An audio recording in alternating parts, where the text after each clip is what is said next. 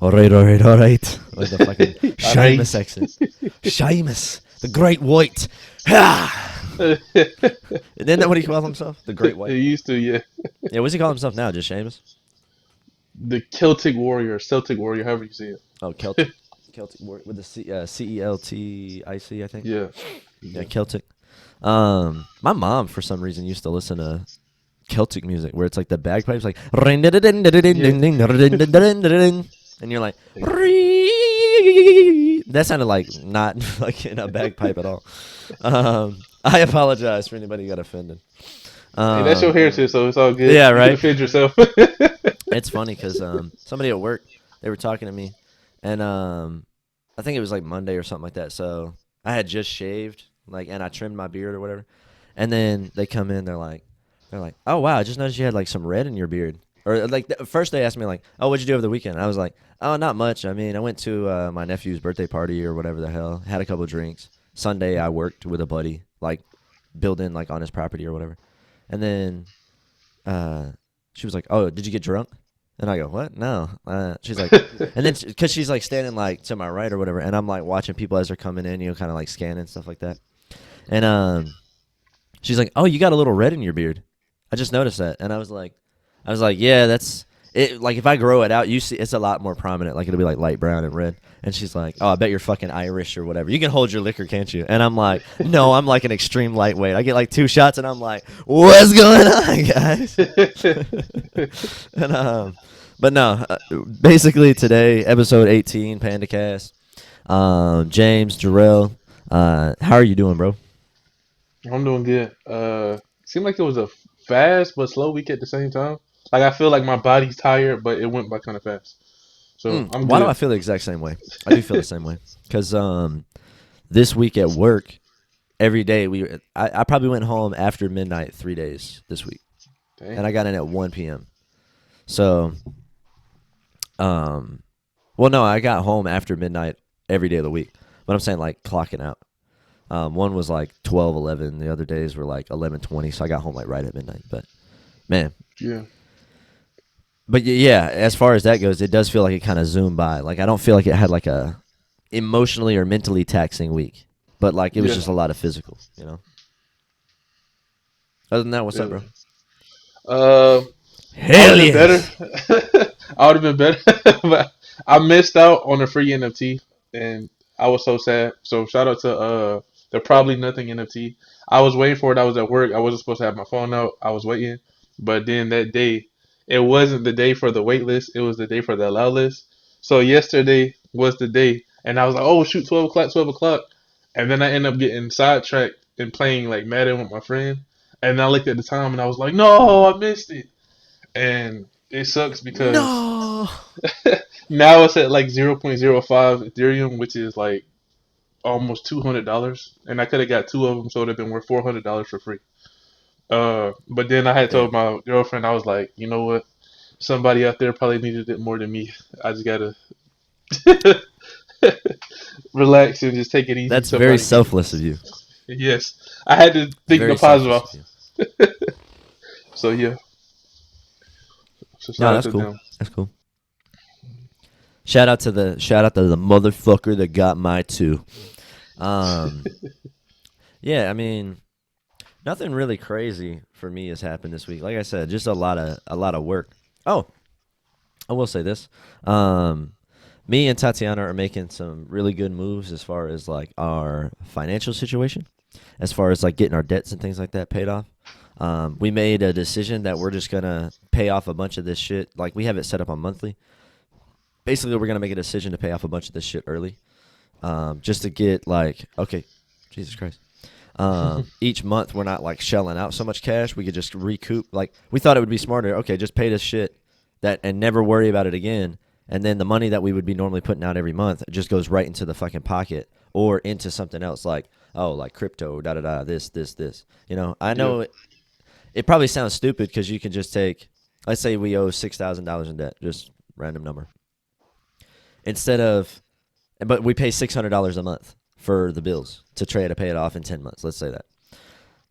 It probably makes more sense to just take the 6 grand, put it in like crypto and shit like that to let it grow and build versus pay off the debts and then put 600 in every month. I think I'm not sure what's better.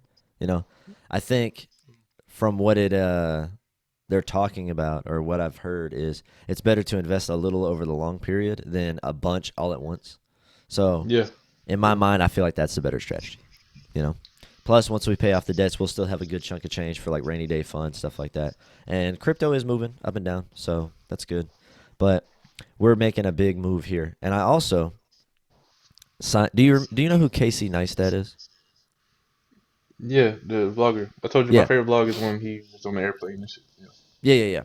And I think I mentioned it like either last week or 2 weeks ago or something like that. He's doing a kind of a peer class where you can go in and learn how to make movies, filmmaking, stuff like that from him. Like gear he uses, how he shoots, like the mindset behind getting a certain shot, how to tell Mhm. stories, how to convey the emotion in the videos, things like that.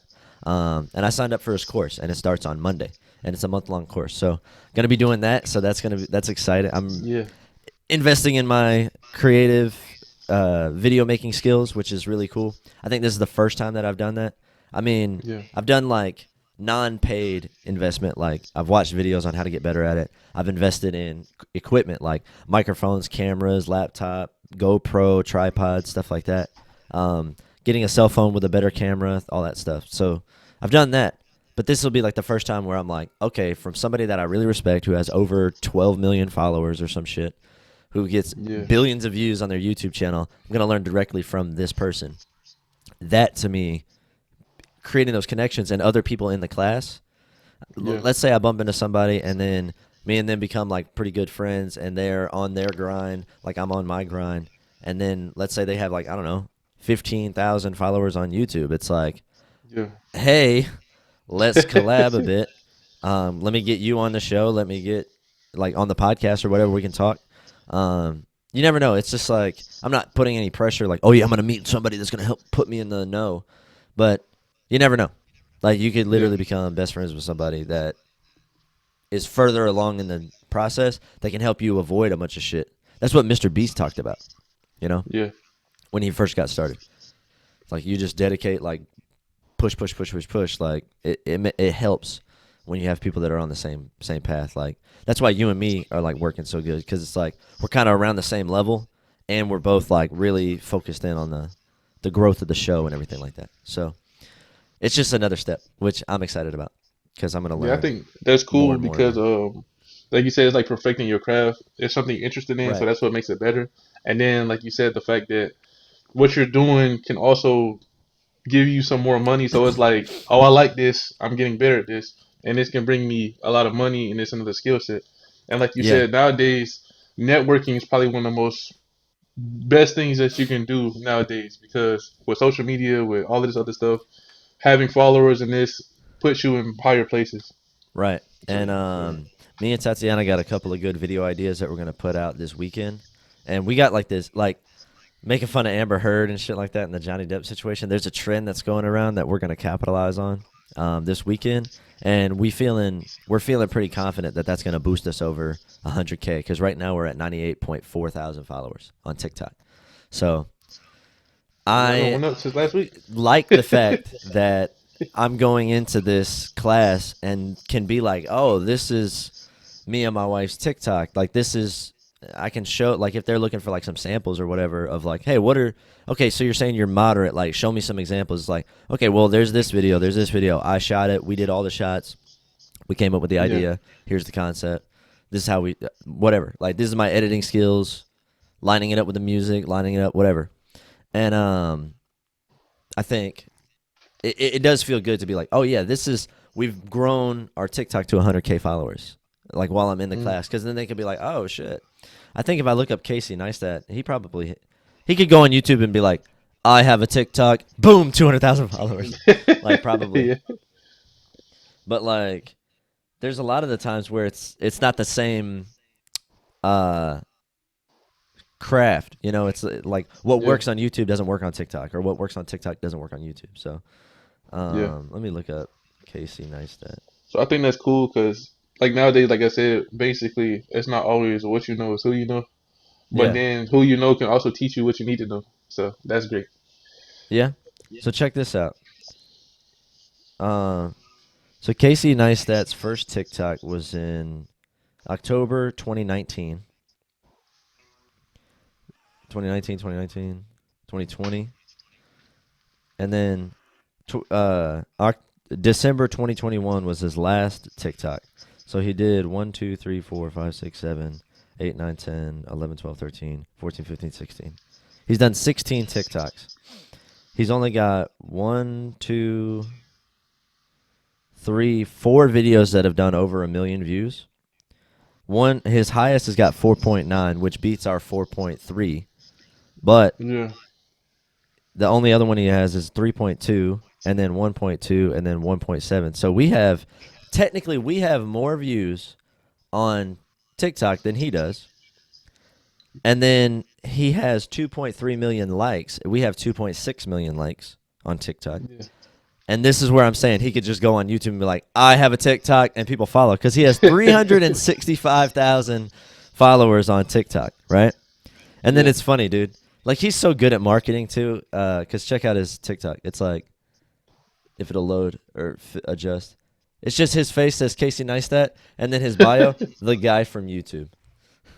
That guy from YouTube. But I'm saying, like, he's only got like 10 videos, and literally his success, like the fact that his channel grew so fast on TikTok is literally because he's Casey Neistat, you know? And I'm not like diminishing, like he built up the fucking YouTube audience, which pays more. So he definitely put the work in. I'm not saying he just doesn't deserve it. What I'm saying is, once you have like that platform built up, you can just easily cross promote, and then boom, now he's got 3.5 times as many followers as we do, you know? And he's only posted like 16 videos, you know? So it just goes to show you, like, okay, you build up, you put in the work here, which is what we're doing. We're building and putting in the work on TikTok because that's where it's easier to grow, and then can convert that to other things, you know?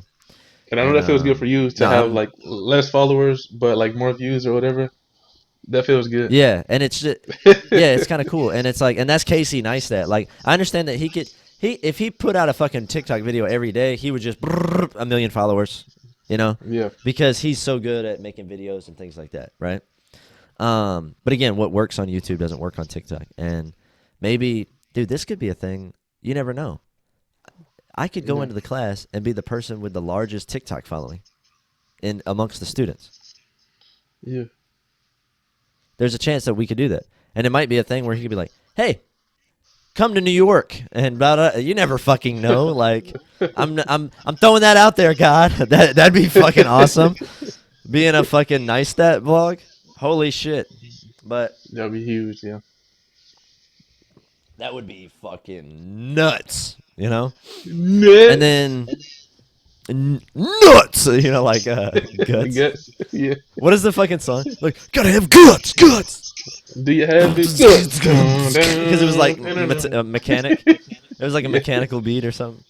But I'm just like throwing it out there, like, oh, this is fucking cool, and you can tell I'm like excited about starting the class. Yeah. I already did the pre-work, like, oh, get this gear, do this, and I was like, they did like a basics to editing, and it was like 12 minutes, and I was like, most of it was like, this is how you save a file, this is how you cut a clip, this is how you mute a clip, this is how you delete a clip. I'm like, okay, I know how to do that. And then it shows the gear, and it's like, use your cell phone at the very minimum, get a GoPro, get a tripod. Not that you need this, but like, it's like necessity: cell phone, camera with a microphone, right?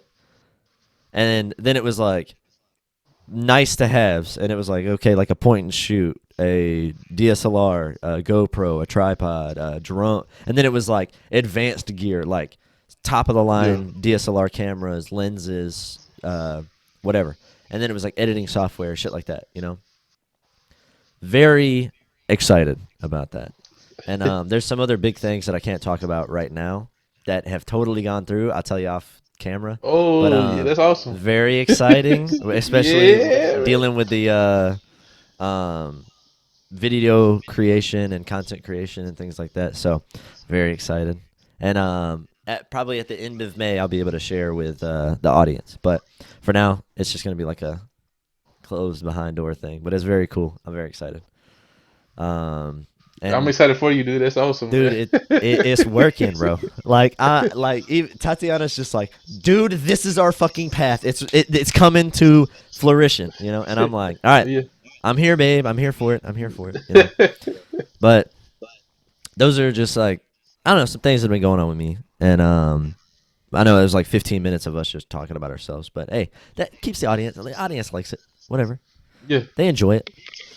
You know, what I was thinking about not that this we're doing like particularly well, you know, but we have this is episode 18, and out of the 17 episodes that I've posted, um, over like 100 views across, like well over like maybe 200, 300 views across all of the shows on YouTube, and then on Yeah. the audio podcast from Buzzsprout. Basically, it showed like we have all time about 120 listens, and I'm That's not even awesome. all of them. Like like I think like 40-50% is from like this other podcast service that I don't even use or I don't even listen to. So we're getting listened to somewhere, you know, Yeah. and it's definitely interesting. And if you are listening to us right now, much appreciated. We absolutely uh, love the ones that are listening, that find the show enjoyable, things like that. Um, but we are looking to have people come to the Patreon, not necessarily to follow or subscribe or pay us money or anything like that, but more so just to reach out to the show. If you're liking the show, let us know. You know, what parts do Yeah. you like? What parts don't you like? What kind of topics you want us to talk about? We're all for the feedback. And though so far we haven't really gotten any feedback. And Yeah. this is also a good thing for me taking that course because I want to be able to tell the stories, learn how to edit and shoot things to where it conveys the emotion, to where I can make shorter videos for us to put out to potentially get a bunch of clicks on the short video that can lead people back to the full episode, and then people become more acclimated to us. They can get us into little bite-sized digestible videos and then come Yeah. back to watch the full thing and get the full context if they want. Um, so that's like kind of behind the scenes plan for the show. And then I definitely do want to sit down and collab with you a little bit more, Jarrell, on what we can do to help boost the show up, because we've Tatiana's kind of pushing me as well and kind of looking at it. She's like, "You guys hit every week consistently, 18 episodes. That's fucking awesome. Now it's time to take it up a notch. Like, really focus in on how you can grow the show and get it out to more people, how to promote the show better." So that's my Yeah. next like try to figure out how to do, you know, because that's just going to be another skill. If we can grow, like, let's say we grow this show to 100,000 people Yeah. over the next couple of years. Now I have grown a podcast, like in 2 years, 3 years.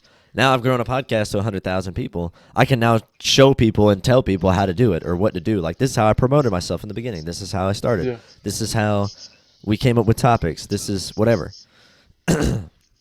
And then I can have that as like info to give out and make a video on how to grow a podcast, how to grow a TikTok account, you know, how to shoot videos. I don't know. It's like it's just very exciting as far as like the content creation, and it's Yeah. something you were there when we first started back in like 2012, 2013. And setting my phone on a tripod, Yeah. recording the TV across the room. How shitty the video was to now, where it's like, shit, like I better still start love getting those paid, videos. motherfucker. I love those videos. Shout out to the old Yeah, Panda cast, man. Those were great dude, days. I fucking watch those and I'm like cringe. I'm like, ugh, it sucks. I loved it. I told you I love the amateurness of it because Yeah. people love it. I told you people love it. What I might do, like maybe for like milestone episodes, like episode 50 or episode 100, just re-release on like, hey, this is a podcast I shot like 10 years ago or 8 years ago or whatever the fuck.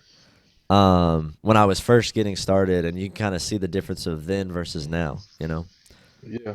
like just starting and quitting versus um, consistently doing it for a while. So probably do that episode 50 or 100. We were like fresh out I of think high that'd be school, cool, dude. dude. That's I was freaking still nuts in to high think school. about. Like, what the fuck? What it was? I think. Was it like summer or Oh something? no, because I was out of high school because the couple people like that dude Ulysses and Alan. Like I knew Alan Yeah. from high school, but he worked at the job that I worked at, Zod, and I yeah. met Shout out Ulysses. to Zod. Huh? I told the Allen dude he like General Zod, man. Zod. Yeah, Zod. I forgot you said that. But but yeah, so I mean, just exciting, cool things coming up, and yeah, I definitely think it would be cool to show those like older, crude, like real shitty episodes or real like We're to react to him rudimentary and too. like elementary um, tactics that I was using, and kind of contrast and compare it to how we're doing now. And yeah, other than that, I guess what we were going to be talking about or really wanting to mention and things like that today is if you're not familiar with who it would give you a little bit of backstory on him. But Kevin Samuels actually, again, if you don't know who it is, like you probably don't give a shit. You'll probably hate him if you find out who he is, or you'll love him. I don't know, but go check him out on YouTube, things like that. But Kevin Samuels is a image consultant, and he's like 56, what have you, and he would basically do like these live shows where people would call in, and most of the time it was black women, and he's a black guy, so he can kind of come from the perspective of growing up in the black community and whatever, and not be looked at as a racist for commentating on it. Even though they'd still call him gay and racist and you hate your mom and shit like that. But he would give you raw facts where it's like, he would tell you, like, oh man, 60%, or what is it, 50% of black men are uh, single with no kids that are in their 30s or whatever. And then 60% of them also make decent income, like really good income. So it's like he would give stats like, oh yeah, when it comes to the black community or black men, there's a lot of great eligible guys out there that don't have any attachments to like baby mamas or like fucking kids with other women that fucking suck or whatever.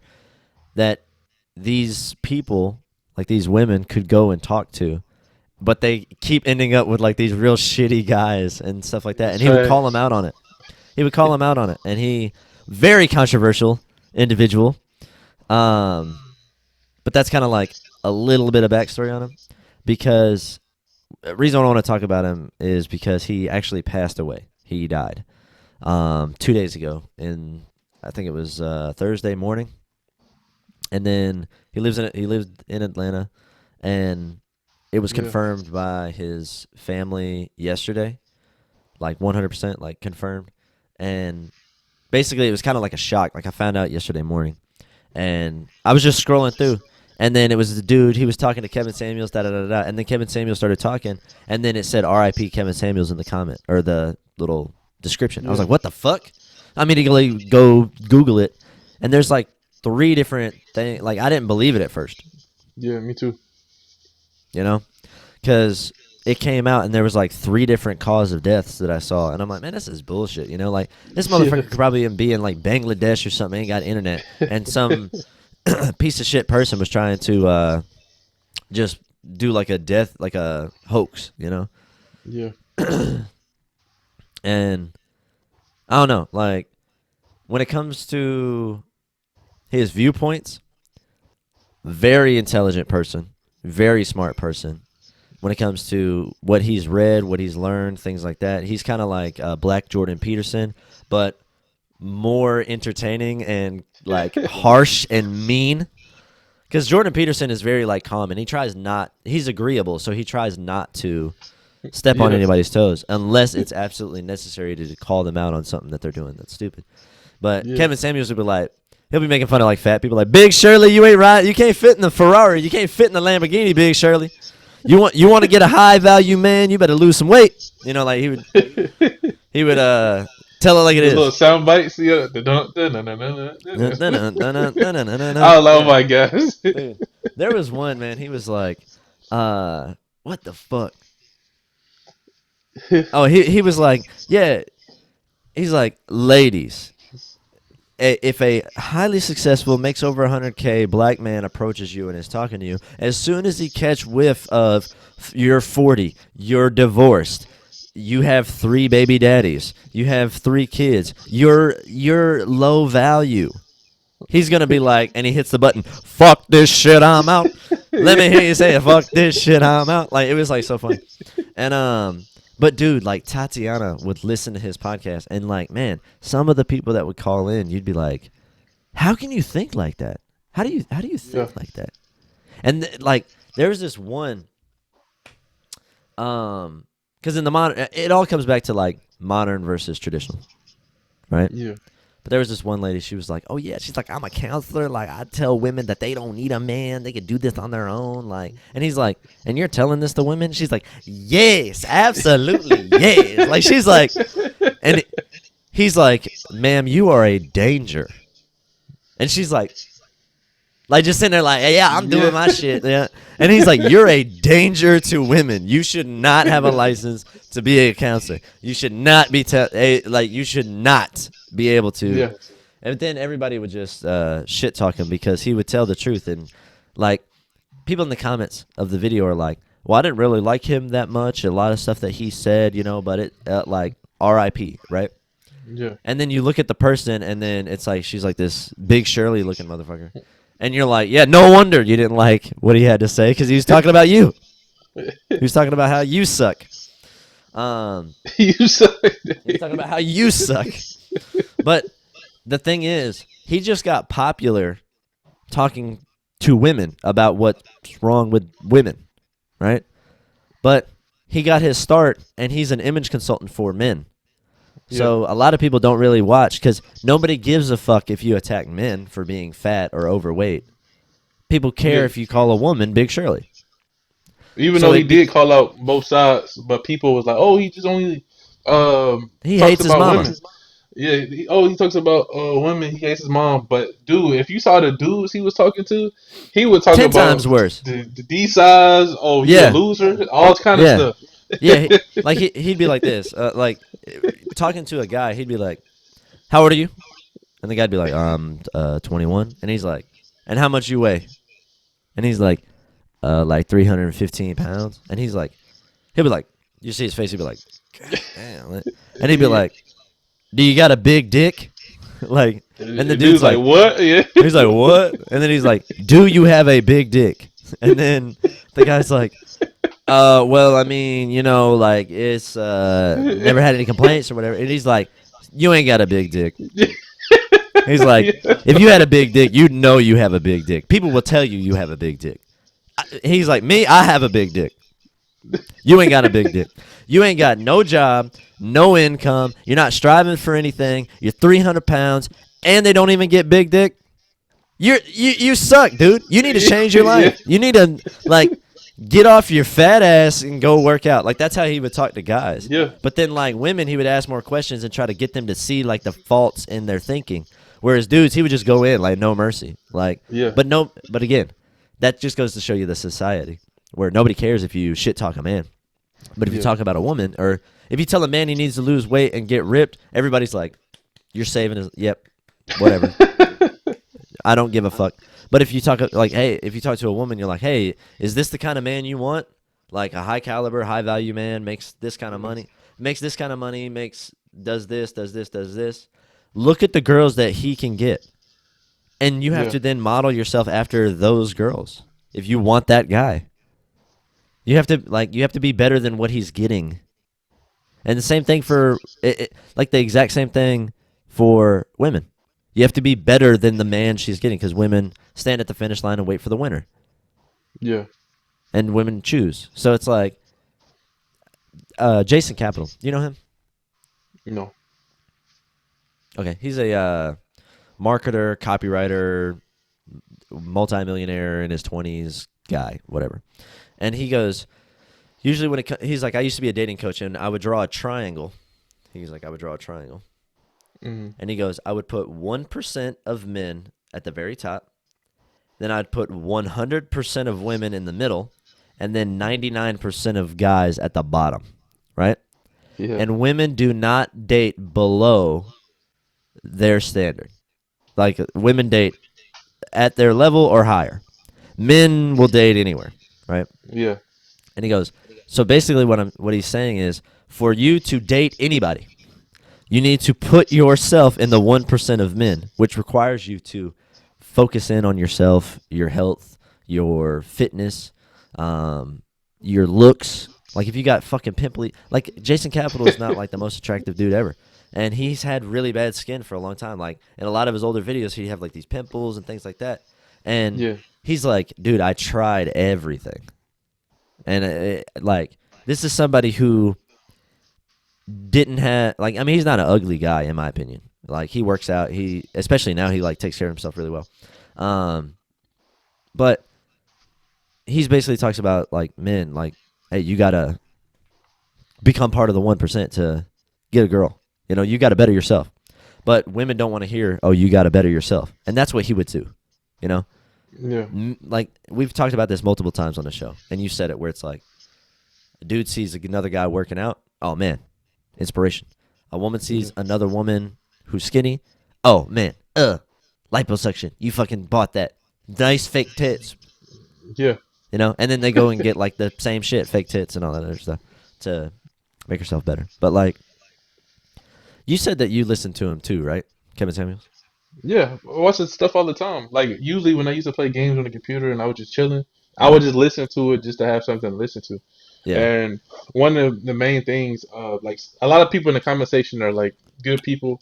And I told you about one of them talking about the moms, but one of them was actually a lady. It was like it's funny how women always complain about guys, like the traits of guys that they can't change, like their height, their D size, and something else. I forgot what it was. But the second a man talks about a woman's weight that they have control over, that they can make something about, yeah, they get mad. Like they only complain about us, like the stuff we can't change. yeah. Like dick size and height. Like I'll Let me never see if be I can find taller. it. You know. Yeah, And then, you know, what's funny though. what's Like up? they complain, and you know what you know what's funny? I actually just thought about this. I think this is why it doesn't matter because um, when it comes to men and the height, you know, it's like something that we can't change. But that's actually not the defining factor. Yeah, You know, like somebody who's like, "Ooh, I only date tall guys." Dude, if I take you on a fucking $100 million boat, you're gonna fuck me, and I'm 5'7". If I'm like, "Hey, this is my yacht over here. What do you want to yeah, do? Want to pull up?" You're gonna be like, "Oh fuck yeah!" Like I'm gonna just make sure everybody there is under 6 foot or my height. You know, like yeah, boom. But even though you're complaining about the height or the height is something that you say is a big deal, it's like once you make a certain amount of money, it is no longer relevant how hot you are. You know, yeah, that's why I think it could be a potential or possibility that why men don't care or why men are like whatever. But it is still kind of stupid that that's something that women complain about, something that we yeah. can't change. But The then other when a thing was guy's hair like, "Oh man, loss. you kind of," oh yeah, that's okay. Yeah, That debatable as far as like, you know what's funny though? That is something that Tatiana talks about. She's like, I like skinny dudes. She's yeah, like, I like thin guys, and I'm like, okay. So she was like, yeah, when you were getting kind of chubby, I was like, kind of turned off, and I'm like, oh well, I'm glad I'm fit. And I'm working out again. And then she's like, I never really was about height. Like, she's like, my ex boyfriend in Africa was probably like the tallest dude I ever dated, but yeah, I wasn't like, oh man, he's tall. I like that. No. yeah, Um, and I think she said that I'm one of the shortest guys that she's ever dated yeah, or ever been with. Um, and then as far as well, I'm not gonna go into D size when it comes to that, um, yeah, but I think I'm like one of the shortest. But she said she goes, oh yeah, I can never do bald. Like if somebody's bald, nope, sorry. Where's your hair at, sir? Like, so even that right there, it's like one of those things where it's like a guy can't change, like has no chance even with my wife. I mean, yeah, obviously, he doesn't have a chance because she's my wife. But if she was single, it's like, dude, you're bald. She's gonna like immediately look past you. yeah. So yeah, like you said, the money. changes everything. Like I'm pretty sure Kevin Hart is like the shortest dude ever. He's 5'5". That's why I just looked up to make sure. Dude's 5'5". If Kevin Hart asks any girl on the date, they'll probably go out with him because he's funny. He has status. The stuff that Money, girls pretty yeah, much look for. Yeah, like the life he all could that. provide. Yeah. So Yeah, I think that's very interesting. That like I said, a lot of women. Like I said, I respect women. I love women, but when somebody tells the truth, it's like you guys get offended by almost every single thing. yeah. You guys can tell the truth about us or say bad things about us. Like it was the quote where it was like a dude can work at McDonald's and a girl be like, "Oh my gosh, you ain't got no job, bro.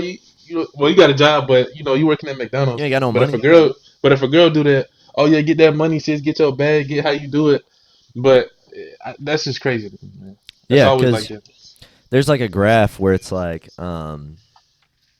it shows like men on this side and women on this side, and then there's like two sets where it's just like how men date, how women date, and on the men's side it shows like basically it's rated from 10 out of 10 to 1 out of 10. So it's like bottom of the list, top of the list, and there's 10 figures of men or 10 men. Yeah, And then it shows 10 women on this side. And the way the lines are connected, every single guy has a line to every woman. Like a fucking 10 would date a 1, right? yeah, Like guys don't give a fuck, right? Because a dude who's a 10 could look at a girl that's a 1 and be like, hey, yeah, or it wasn't, no, it wasn't like that. Like a guy would date like 2 or 3 levels below him. So if he's a 10, he would date a 7 or a yeah, 6 even. But then like the one that's a 1, he would date all 10. So it's like if you're top, you're dating like the top 4 women. But then like you're still dating somebody below you. But when you look at the women's list, it shows like every like a 10 out of 10 woman was like 10 out of 10 guy. Like yeah, no line to anybody else. But then like a 1 out of 10 was like a line going up to everybody. But it was like a woman would either only date across or up. So like if she was a 5, there was no lines going down to like 4 and 3. It was like yeah, 5 across and then up to a 10.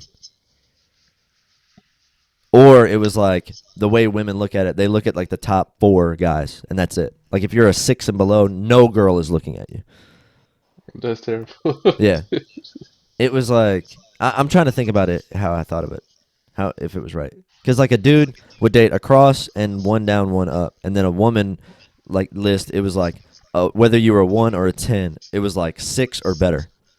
Like Yeah, 6 and below had no lines to it. Like women will not even look at you. yeah. I think I remember he used to talk to a lot of girls that was like going for like degrees, like PhD. He used to have a sound about they said, I have a PhD. And that was one of the funniest things because they used to be like, well, he was like, well, man, you don't spend all that time in school. You was focusing on yourself. If you still want to do your career, as a doctor, what kind of man would like you attract? Because you're not gonna be at home. You're gonna have somebody else raising the kids. You know what I'm saying? Like he gonna go for the nanny. I think that's what he said. He was like, if y'all have a nanny, he gonna go for the nanny because she the one taking care of the kids and you're not at home. Yeah, there's So something, dude. There's something about that. Do you okay? So you don't have a kid and you haven't been around like your wife or girlfriend while she's pregnant, dude. I don't know if it's just me. just to Big blow old up. fucking Yeah, pregnant dude, big yeah, old fucking pregnant belly. I'm like yeah, like ready to pounce. Like yeah, just like that's like I just want to get up yeah. in there like even more. I'm just like I don't know what it is. It's like that like man, I'm like dude, Like this is why I think men should better themselves by themselves and then find that person that they are going to like really go yeah, for with a kid cuz like I think a lot of the things problems with dudes is they're just trying to fuck, you know? And they don't realize that okay, if you really put in the work on yourself, you're going to attract the type of people that you want and you got to be scarce as well. yeah, You can't just like any hot chick that walks up. Like if you're a fucking 10 out of 10 dude, you can't just fuck any hot chick that walks up even though you have the ability to, right? yeah, You got to like put up the wall like, you're kind of ratchet. You don't we don't have the same values.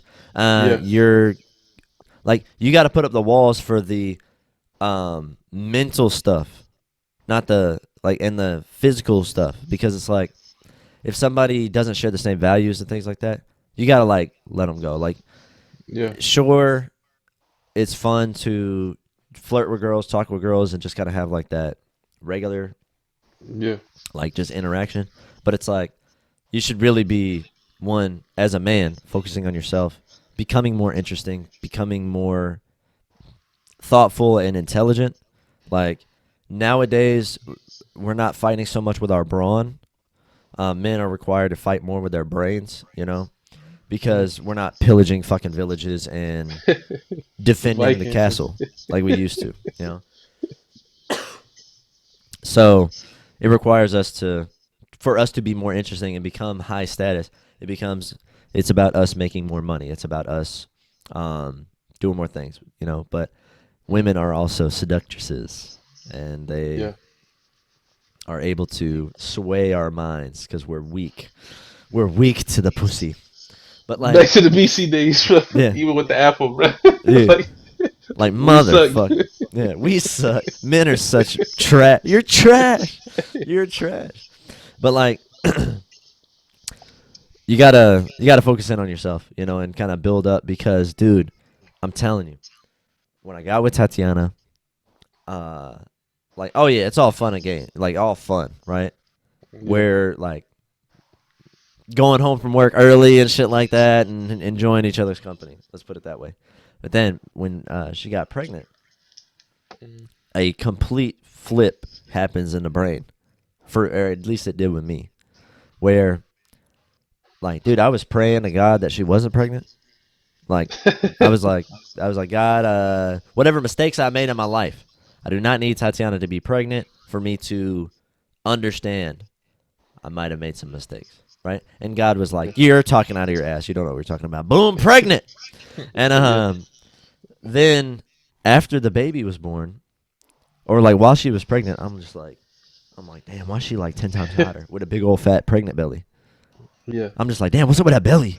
Like, why is she so The like she's pheromone. like glowing, and Yeah. it's just like it's like just that motherly glow, and I'm just like, Yeah. dude, there's something about that, you know.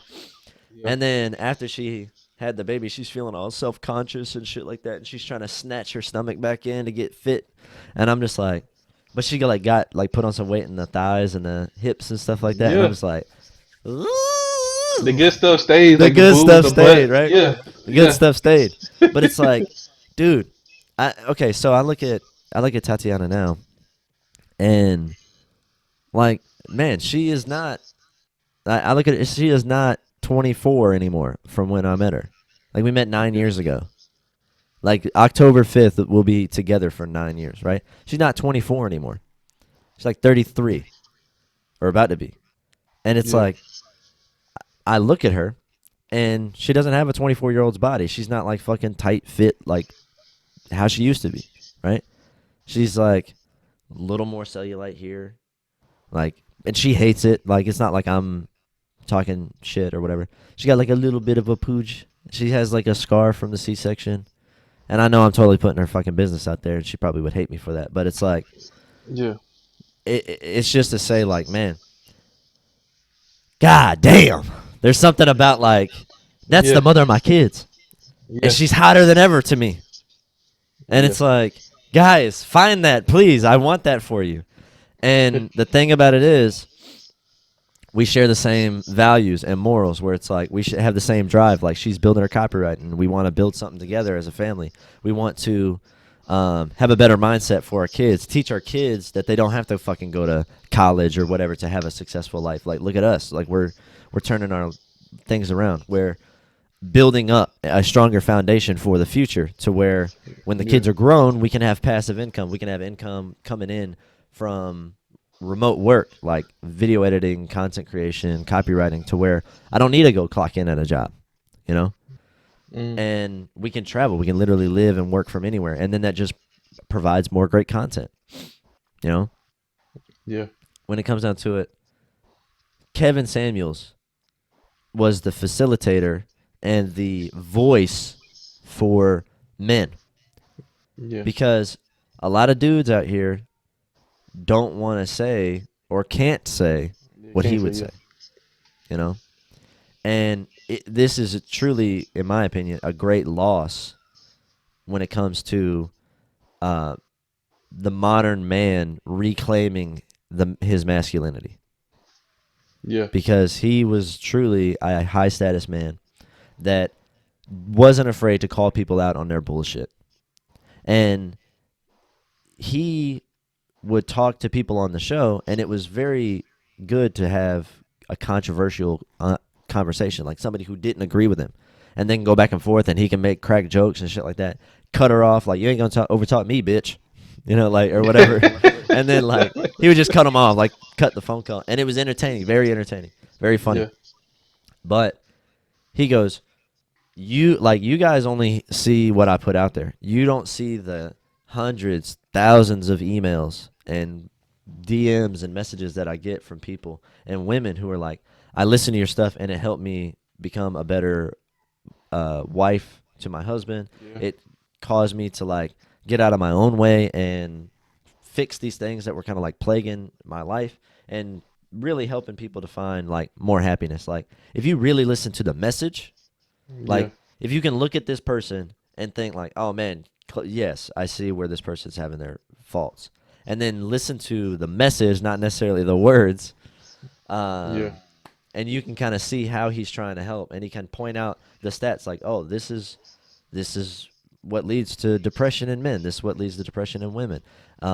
Guys, that especially in the black community, 30% of the men are having sex with all of the women, which means Yeah. that there's a 60% of guys out there that are not, or not that they're not having sex, but like they're not the ones that are getting chosen because of their too put together. They're not like that asshole dude that just is smooth talking and just a piece of shit underneath, you know.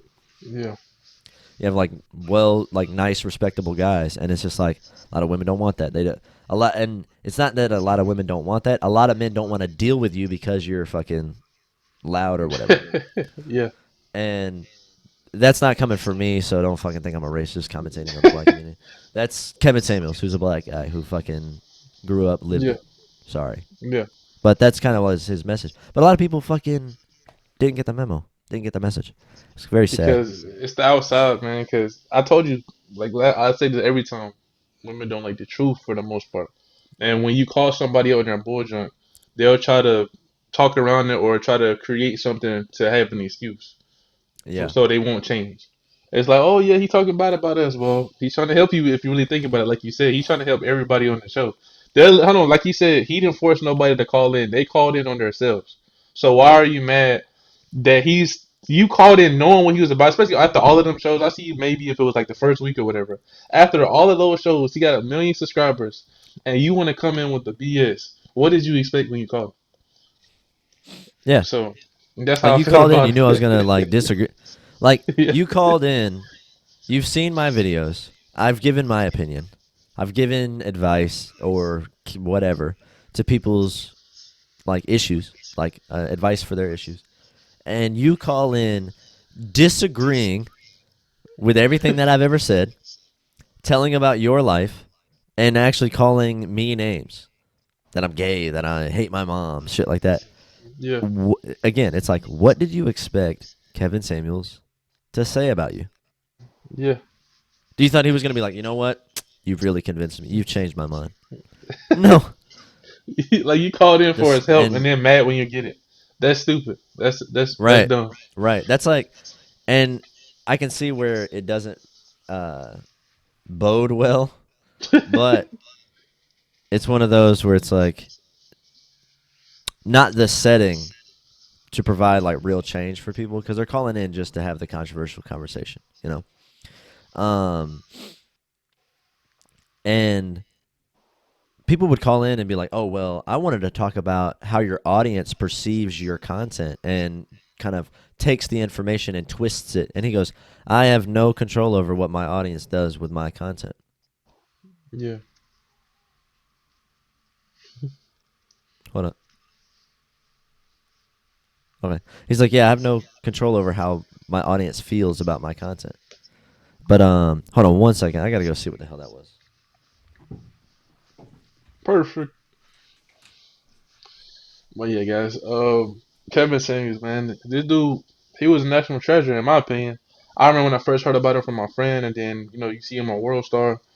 I mean, like I said, nowadays people are very sensitive. You can speak your mind, or like he said, and nowadays the masculinity of men is starting to fade. It's like women want a man, but it's like nowadays you're more afraid to be a man. And so it's like they want a strong man, but you can't be a strong man in today's society because you look down upon. You know what I'm saying? Like they think that you're just this masculine dude, this person, he don't care about women, he don't care about that. It's like it's hard for you to be a strong man in today's society because you're gonna get hate for it. And it's like they're demasculating men now. So if you're a man and you want to be there for a woman, it's like they try to tell you how to be a man instead of what I'm saying. I can't really explain it, but they try to show you what a man should be like, but it's not how a man is. It's like what they perceive it is. Like they make you want to be like a strong woman, but in a man's body, and it's kind of crazy. So, so I was just letting the people. Oh yeah, James, you there? Yeah. Yeah, I Did was you just talk letting about them know, anything? like, yeah, I was just telling them how it's like nowadays, men are basically demasculated, and women want a strong man, Oh yeah. but if they want to, they show that they want a strong man, but it's like nowadays you're not allowed to be a strong man, and Right. it's kind of weird, in today's society. It's the modern woman thing. Like they were saying, he used to always talk about traditional stuff. Like back then, women didn't mind being a housewife because that's usually all that was. They'll go work and then they'll take care of the kids. Nowadays, a lot of women look down on housewives and be like, "Oh well, you at home, you ain't doing nothing." But I guarantee you, if you didn't have to work or do anything but take care of your kids, you'll do it. So it's like they're hating on other No, women because they have a life that they want, pretty much. not really. Um, well, actually, yeah, that's probably true because the. All right, so it's a couple of different angles here, because all right, let me say this: for men feeling demasculated and not able to act, or if they feel like they can't be a strong man or act like a strong man, do it anyway. Yeah. Even if it's controversial, even if people fucking, I mean, don't be toxic. Don't be like, oh, women suck, you know. But even me at work sometimes, like, um, when a lady comes up and she got like heavy boxes or whatever, she's like, James, can you help me with this, right? Um, and I'm like, I, I'll joke and be like, hell no, Yeah. equality, motherfucker, feminism. I'm not a sexist, so I think you can do it. And then they're like, "What? Hey, what the? Like, Yeah. because they hate it. It's like it's only an argument for women, But when you have to do physical labor or hard work, and then a guy wants to throw it out there, then they're like, "Wait, what? Huh? What?" And then I'm like, "Nah, I'm just playing. I know women are weak, like, and I just like fucking joke, but it's like saying it in a jokey way, and Yeah. you're still able to kind of get the point across. Like, yeah, that's stupid, right? That's bullshit. Um, and it's kind of like obvious. Like even uh, the other day, like the belt broke at work, Yeah. and we're packing out all the boxes and stuff like that, and instead of just putting them on the belt and it gets like transported down to the dock to load the trucks, like we have to put it on pallets, pull the pallets down to the dock up to where the belt is, throw them on the conveyor to get it to go into the truck. And Yeah. dude, once the packing of all the items were done, yeah, once the packing of all the items were done, um, they're like, "All right, ladies, you can go home. Guys, let's load the trucks." And I'm just like the next day when I came in, like you got like dudes that were like complaining or whatever, and there's like some dudes that left. They were like, "Man, fuck this. They can go. I'm going." Yeah. And I look at that, I'm like, "Man, that's so pussy, dude. Like that's like weak men. Like that's a weak man, you know? Like this whole Like people being like feminism or whatever, where it's like, oh, a woman can do what a man can do, right? Deep down, nobody fucking wants to do the hard work that a man can do, you know? And I'm not saying that women are incapable of doing it. I'm saying they don't want to. Yeah, that's all I was saying. Yeah, when it Yeah. comes to that. Yeah. Yeah, they don't want to. Or they don't want to have to. Like the number one people that complain at work are women. Like as a lead, I fucking hear it all. Like the women, like they're all the time. They come up to the desk. They're like, "How much more we got? When are we going home? I'm tired." You know, it's like, but then the Yeah. dude, like, then the dudes pull up and they're like, "We got a lot left." You know, they're more like, do we have Yeah. a lot? Like, they're more like, how much more work do we got to do? Not like, is it time to go yet? You know, like, it's different. It's like a different kind of tonality and complaint. Like the dudes will walk up and be like, um, how much do we have left? And then I'm like, oh, like 1,000 lines or whatever. They're like, oh, that's not bad. You know, and then like a woman will come up and they're like, oh my God, can I just go? You know, it's like, I'm just like, God Yeah. damn, like this is some easy ass shit and you're fucking still complaining. So This is easy shit. Like, yeah. and but it's one of those where I was talking to somebody and I go, what I wanted to do in the morning meeting would be like, to the boys that left and to the men that stayed, thank you. Because Yeah. like you got these dudes that left and dipped out and shit like that, and it's like, dude, like, sure, like, okay, if they're coming with the feminist argument where it's like, oh, a woman can do what a man can do, whatever, right? Even though women don't even believe that themselves. Uh, it's one of those things where it's like, as a man, if you give in to that, like that's why I jokingly say it, where I'm just like, oh, sexism, I'm not moving your boxes. You know, it's like it makes you look like weak as fuck to Yeah. complain about something like that. Because men are supposed to be strong, the rocks. Like we're supposed to be the fucking the foundation. Like protect women. You know, like that's kind of not the, again in the modern world. Women can fucking do whatever the fuck they want, whatever you feel. But it's like it's our job as men to protect Yeah. women. And in any situation, there was like a thing where you know that like there's these asshole dudes on this podcast where it's like they'll have like 4 or 5 women and then there's like 3 or 4 dudes and they kind of just I like think all that's go at it like men versus women conversation. yeah. Dude, somebody like while they were recording, I think somebody like broke into the studio. Dude, the women immediately cowered behind the table and all the dudes stood up and like went to the fucking investigate Yeah. and protect them, you know?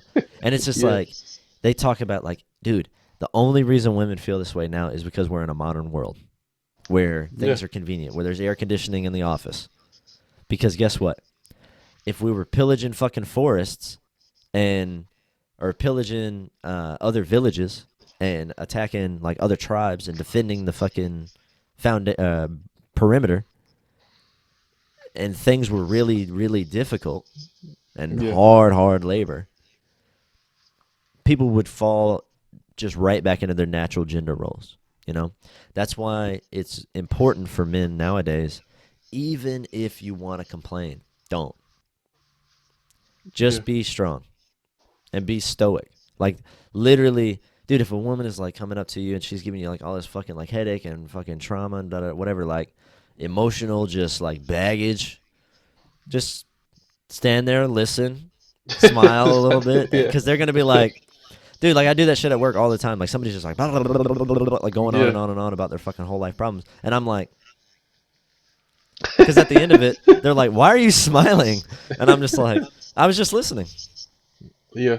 And then, dude, they're just like, well, dude, for some reason, it makes them feel so much better, and they get over the shit Yeah. because you're just standing. You're not emotionally, you're not feeding into it, like hyping up their negative emotion, and it's not like toxic. Like you're just literally standing there listening to Yeah. what they're saying, like what's on their It's mind, and funny. then you can just be The like, t- the toxic girls hate that sometimes. When you don't feed into it, they'll be like, "Well, why you not on my side? Why you on that side?" I'm like, "Look, I'm just listening to what you got to say." Like they want you to get rowdy sometimes, yeah, but when you don't, it's like they hate oh that. yeah, but it's like they hate it in a they like it kind of way. Yeah. You know, it's not like they're like they hate you, like, oh man, I don't even want to talk to you. Like he Yeah. doesn't even. No, they look at it like it, like fucking doesn't line up in their fucking brain because they're used to talking about like these talking to these like wimpy dudes that'll be like, oh what man, that's fucked up. That's fucked up. Yeah, He would do that, or like these simp dudes. Like if they're complaining about their ex boyfriend or their boyfriend or something like that, they're gonna be like, "Oh yeah, see, that's like that is so outrageous that he would do that." It's like there's like incel, like fuck, not incel, a simp. They like simping for the yeah, because they're just trying to get in there, and it's like that is like the most cowardly thing to do. You yeah. know, like if And a it's funny girl's when they tell me stuff like that. I'll be like, "Well, what did you do?" And then they'll be like, "Well, I say that all the time." I was like, "He did all of that," but I was like, "Well, what did you do?" And then they'll be like, "Well, I did this, I did like that." and I'm So like, oh, yeah, he was wrong. well, Like, there that explains it. It's like, if only you didn't do that, he wouldn't have probably reacted that way. And but it's so true because like um there will be chicks that'll like be complaining about stuff or like outside work stuff, or I'll just kind of like ask them like, hey, what's going on?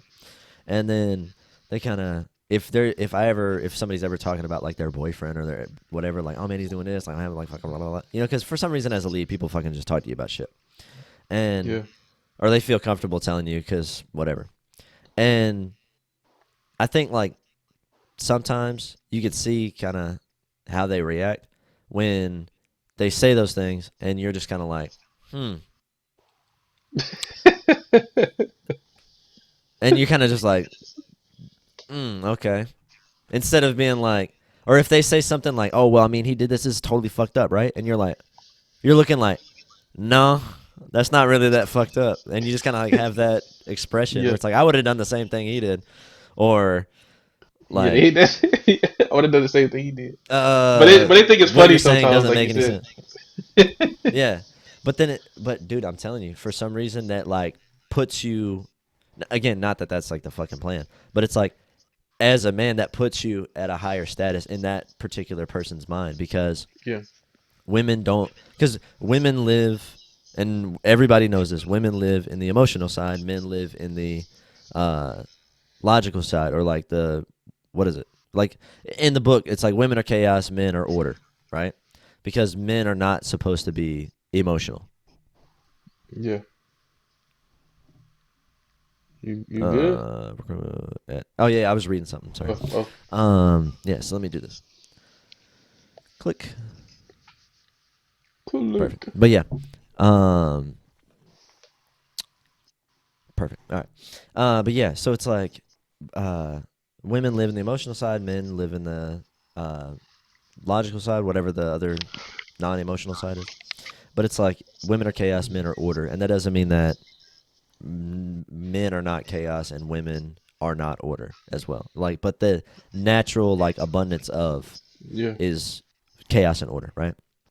So women, for some reason, have been going after these guys that live in chaos. You yeah, know, the ones that. Oh no, no, actually, that's not true. Women go for the ones that are living in order. Like the reason they go for the guy that's like the asshole is because he goes after what he wants. He does whatever he wants, and he's just acts like a man. Like if you got a dude that like sleeps around with a bunch of women, he's just like, yeah, I didn't really care about you. That I was talking to her, And women are like, something happens that like he Like, it's for some ridiculous, reason gets man. boosted up in their mind because it's like he's just acting as a man. He's just being a guy, he's being a man, like a masculine, not necessarily just gender like male female, but he's being a masculine. He's living in his masculine, where it's like he's not giving into, oh man, I'm sorry that I fucking hurt your feelings. It's like because women don't. To be perfectly honest with you, women do not want that. Like they say they want a sensitive guy, it is like the number one. Like unless it's Yeah, your wife, and you know for a fact that you've built up enough in her mind that you are a masculine man, it is only then you can fucking cry in front of her. yeah, And I mean, obviously, if like your mom dies, you fucking cry. But I mean, if it's like life's too hard and you're crying because you're stressed out, immediate dry vagina. She don't like that. She's like, ugh. yeah, She's totally turned off by it. And I total 100% proof. Not that I was like crying about how my life was stressful, but it's like in 2020 when I wasn't making fucking sales, I wasn't doing good, I was out of work, working at a car wash, I was gaining weight, my testosterone was low, I was like not, I was Yeah, stressed out all the time, dude. I mentioned it like 2 3 weeks ago or whatever on the show. Me and Tatiana had sex like 3 times that year. Like she was not yeah. turned on by me at all. I wasn't turned on by myself. Like I wasn't fucking They- yeah, happy with myself. You know, I wasn't feeling confident in doing what I was supposed to do as a man. So it's like, even like I 100% understand why she was feeling that way. So it was no yeah. like women do not want women do not want that. And Kevin Samuels was the motherfucker to tell you that. And he would go hard like on the dudes, harder on the dudes actually than he would the Yeah, women. But it's like, again, nobody wants to listen to the fucking their faults. They just want to go their off faults, of, their truth, and yeah, that that's the sad part about it. Um, and what's cool, like you say, you even as a white guy, and it wasn't just like I said, black and white. It was like literally all races. He had everybody on the show, and everybody was listening. He helped a lot of relationships, a lot of marriages, and people don't look at the positive. They like to focus on the negative, as always. yeah, Like you got to look at the outcome instead of just what everybody's saying. hmm, Sometimes people need tough love. Like tough love is probably one of the most important things you can have on somebody. Like I said, just choosing sides, like you said, that's some weak stuff. I'll yeah, tell somebody straight up. I told you, I'm the type of person I'd be like, look, dude, you suck. You're wrong. You can talk about, oh yeah, they did this to me. They did that to me. I'm like, well, dude, you need to check yourself. And girls for the most part, it's funny. I do it most of the girls because they're the ones that play victim the most. And yeah, I'll be like, well, maybe you need to check your stuff. Um, so one of the main things he used to say was, a lot of black women think, oh yeah, the white girls and stuff like that. And then they said, no, the Hispanic chicks is the one taking your man. And they hated that shit. They hated the truth. They was like, well, because they so used to, oh yeah, the white women. Then it was like, okay, it was the Latina girl. And he told them why, because the home and how they react, they're being submissive. And then, well, the black girls was like, well, I ain't trying to submit to no men and stuff like that.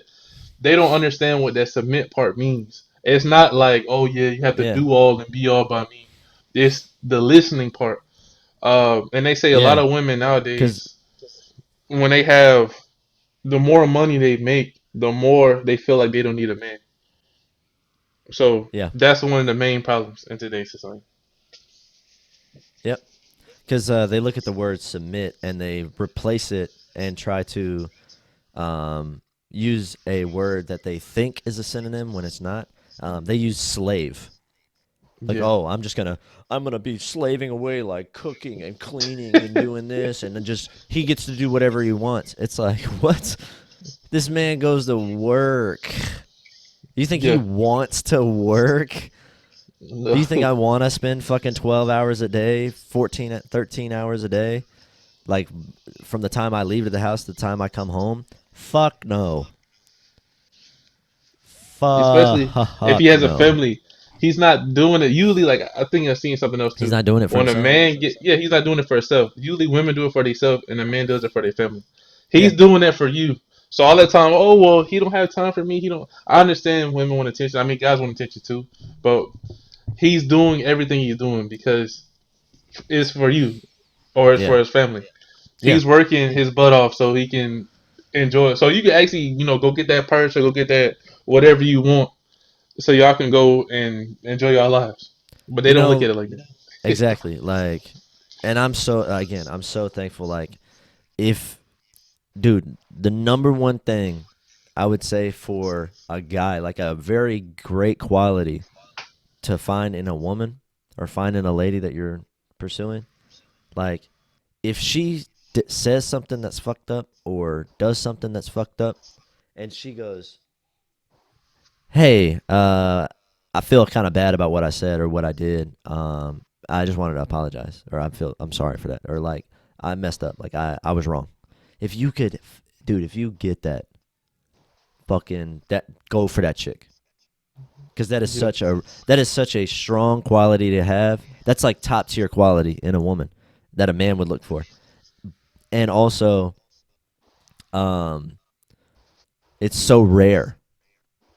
Yeah. Because people talk about like, oh, a woman's always right. It's like, and a man is never right or whatever. It's like, dude, nah, it's fucking dumb as shit. That is like the dumbest thing I've ever fucking heard.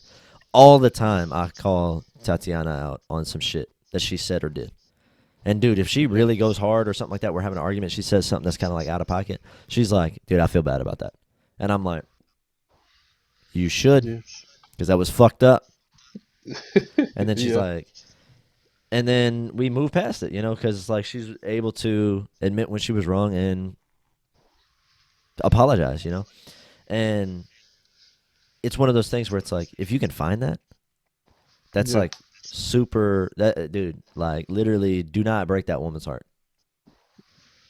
You Yeah. know? And the main thing he used to say, literally every single show, his whole message was basically women taking accountability. That's literally his main message on every single show. And Yeah, once you take accountability, you become more attractive, like you just said, and more people will want you. And you will not blame everybody else for your mistakes. You will look in yourself, you will make yourself better and be like, you know what, I messed up. Maybe I need to change and stop blaming all the men that you said that was failed relationships in your life. You will yeah, make yourself better. And then, like you said, people will come and then the relationships will probably go further because a man can work with you, they can talk with you. Instead of all that rah rah stuff, oh yeah, yeah, dude. Like you're more of a listener. He can listen to you. You can listen to him, and y'all can work for it. So yeah, yeah. And something else, like there's a couple other things that where it's like, um, what's defined as success for a man is different than what's defined as success for a woman, right? So for a man to be successful or looked at as a high value man, it's like have a great job, able to provide a lifestyle, good father, all this whatever stuff, right? But then like the success thing for a woman, like men do not give a fuck about how much money you make. We don't care. We don't care. Men do not give a fuck. That's not like what's defined as success for a man is income, providing a lifestyle, what you bring to the table, right? And it's so fucking stupid because when a woman says to a man, "What do you bring to the table?" It's like, "Oh, well, I got a good job, I got this, I got this." Like job and income and lifestyle providing is one of the pillars. So when yeah. they hear a man say, "Well, what do you bring to the table?" They're like, "Well, I got a degree. I'm a fucking high value. I make a lot of money." It's like that's not what we're talking about, you dumb fuck. Most of the time we realize that it's not What going do to be you? our money anyway. If you think about it, Yeah, like we don't care. we're gonna end up paying for this stuff Like, anyway. Like if you think about it, you can be rich. We'll still end up being the one paying for it because if we got a job, we doing our right? stuff. We're gonna be paying for everything anyway. Yeah, and dude, Tatiana, and there's like little subtle shit that you can, like, fellas out there, if you're listening right now, maybe you're in the car with your wife, listening to the show. I'm surprised she left it on this long, but if she's driving or she drives most of the time and you're in the passenger seat, you need to rethink what's going on because you're not the husband. Mm. Just saying. Now, I mean, if you are just like once in a while, like, dude, I drive everywhere on vacations, to the store, to fucking parties, to our friend's house, to family events. Doesn't matter. I drive everywhere. Not because I'm like, oh, I'm the man. I got to drive. But literally, it's just like natural. Like, we go and get in the car. I fucking just get in the driver's seat and we just go. Right? Yeah. Even when Tatiana drives, I'm like in the passenger seat, like fucking feeling antsy. Like, not that she, and again, she's not even a bad driver, right? It's not that Yeah. she's a bad driver. It's just there's something about it where it's like, dude, there's people in my lives where it's like, dude, the fucking woman drives everywhere. And then you can see like the dude's like slump shoulders and fucking emasculate. Look, and it's like, dude, Yeah, that's something I had to make what myself the better fuck? because there was a point I didn't drive at all. But yeah, Yeah. yeah, guys, yeah, do what you gotta do, It's like man. subtle shit, Get, man. yeah, get your car, man. Get your license, um, and change your mindset because my mindset definitely had to change, and I definitely did make myself better Yeah. for sure. So it just comes down to 100%. making That's how yourself you're. better. That's all. How long have you and her been together? I'll be my girl. It'll be 4 years in June. Yeah, I was about to say, it was Yeah, like, it's got to be like a good amount of time, it was like 4 or 5 years. Um, But see, like that's what I'm saying.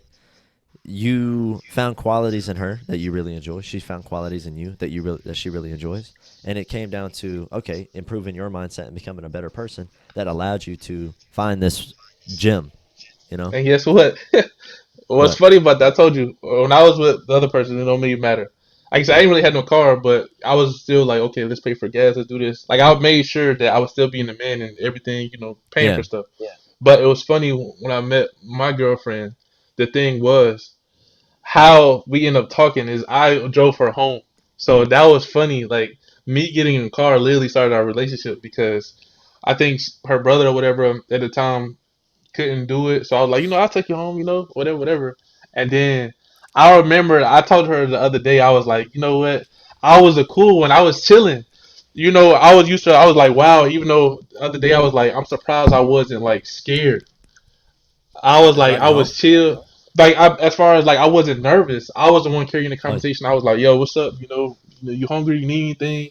And she was the one like, yeah, okay, I'm okay. I just want to go home. And I'm just like, oh, touch her thigh a little bit. It was cool, but it wasn't like no creepy shit. It was yeah, player shit. It was like, yeah, she wanted it, but she was trying not to. So it was just funny. Like I was yeah. like, wow, It's like me first getting it. time. Yeah, me taking her home, me Don't getting want the to come car. off too loose. And then, she used to talk trash, but after she get out the car through text, but in like a jokingly way. I was like, Yeah, what I'm saying? I was like, man, I was about to kiss you or whatever like that. She was like, well, you should have did it. And that was the funny thing because she was so nervous in the car, guys. Yeah, this is so funny. She was like, oh, whatever. And then through text, she used to talk so much trash. yeah. So next time I was like, all right, bet. I You're was like, like, well, I yeah, didn't want to do it because I didn't want to make you feel uncomfortable, So I'm looking like, I ain't trying to kiss this girl, and she jump out the car. She started freaking out. yeah, But I was like, all right, bet. Ever since she said then, I was more aggressive and I was being that more of a man and carrying the conversation and just being yourself and having fun. yeah, That's what made her like me. yeah. So yeah, Dude, like, for some reason, I'll say this. As soon as a girl gives you like the little hint that she might be interested, guys, yeah, fucking, dude, just. yeah. And I'm not saying like something like, oh, she fucking touched your arm when Like y'all were grab her talking. ass. Yeah. Yeah, grab her No. ass. No, it's like we're saying like in that situation, like, oh yeah, I'll give you a ride home, and then it's like then she's kind of like, ooh, you can see the body language, you can read it where it's like, oh, Yeah. she's kind of interested, and then she literally said, oh, well, you should have done it. Yeah. Then it's like, oh, she just gave me the green light. Now again, fucking play it smooth. Don't like just be like this first time you just pick her up, Yeah. spin her against the wall, and Yeah. no, it's like still kind of be cool like that, but. I think I don't can't remember how I told this on the podcast, but did I tell you the story about how like me and Tatiana first started talking, and then what kind of got her interested, like because she saw that I had a motorcycle. No. Uh.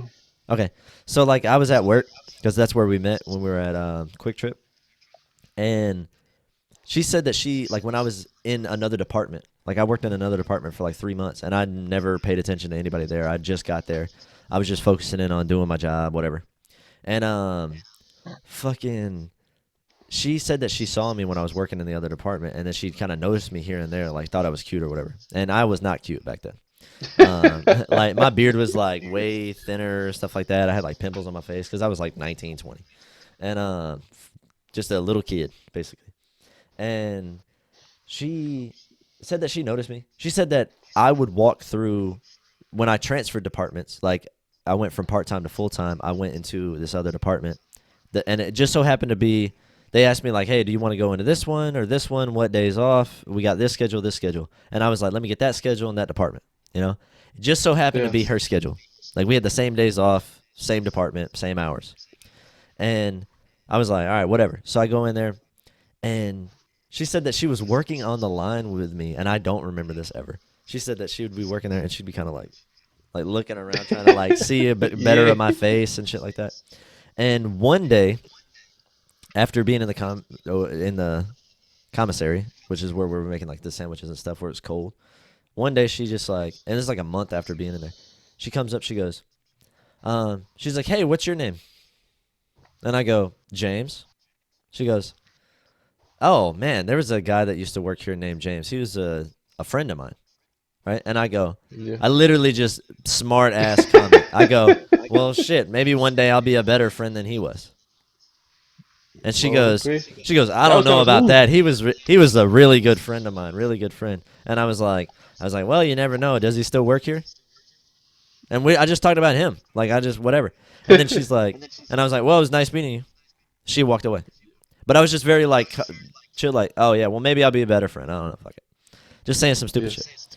And then, but just that whatever kind of got me thinking. So the next day we go on break.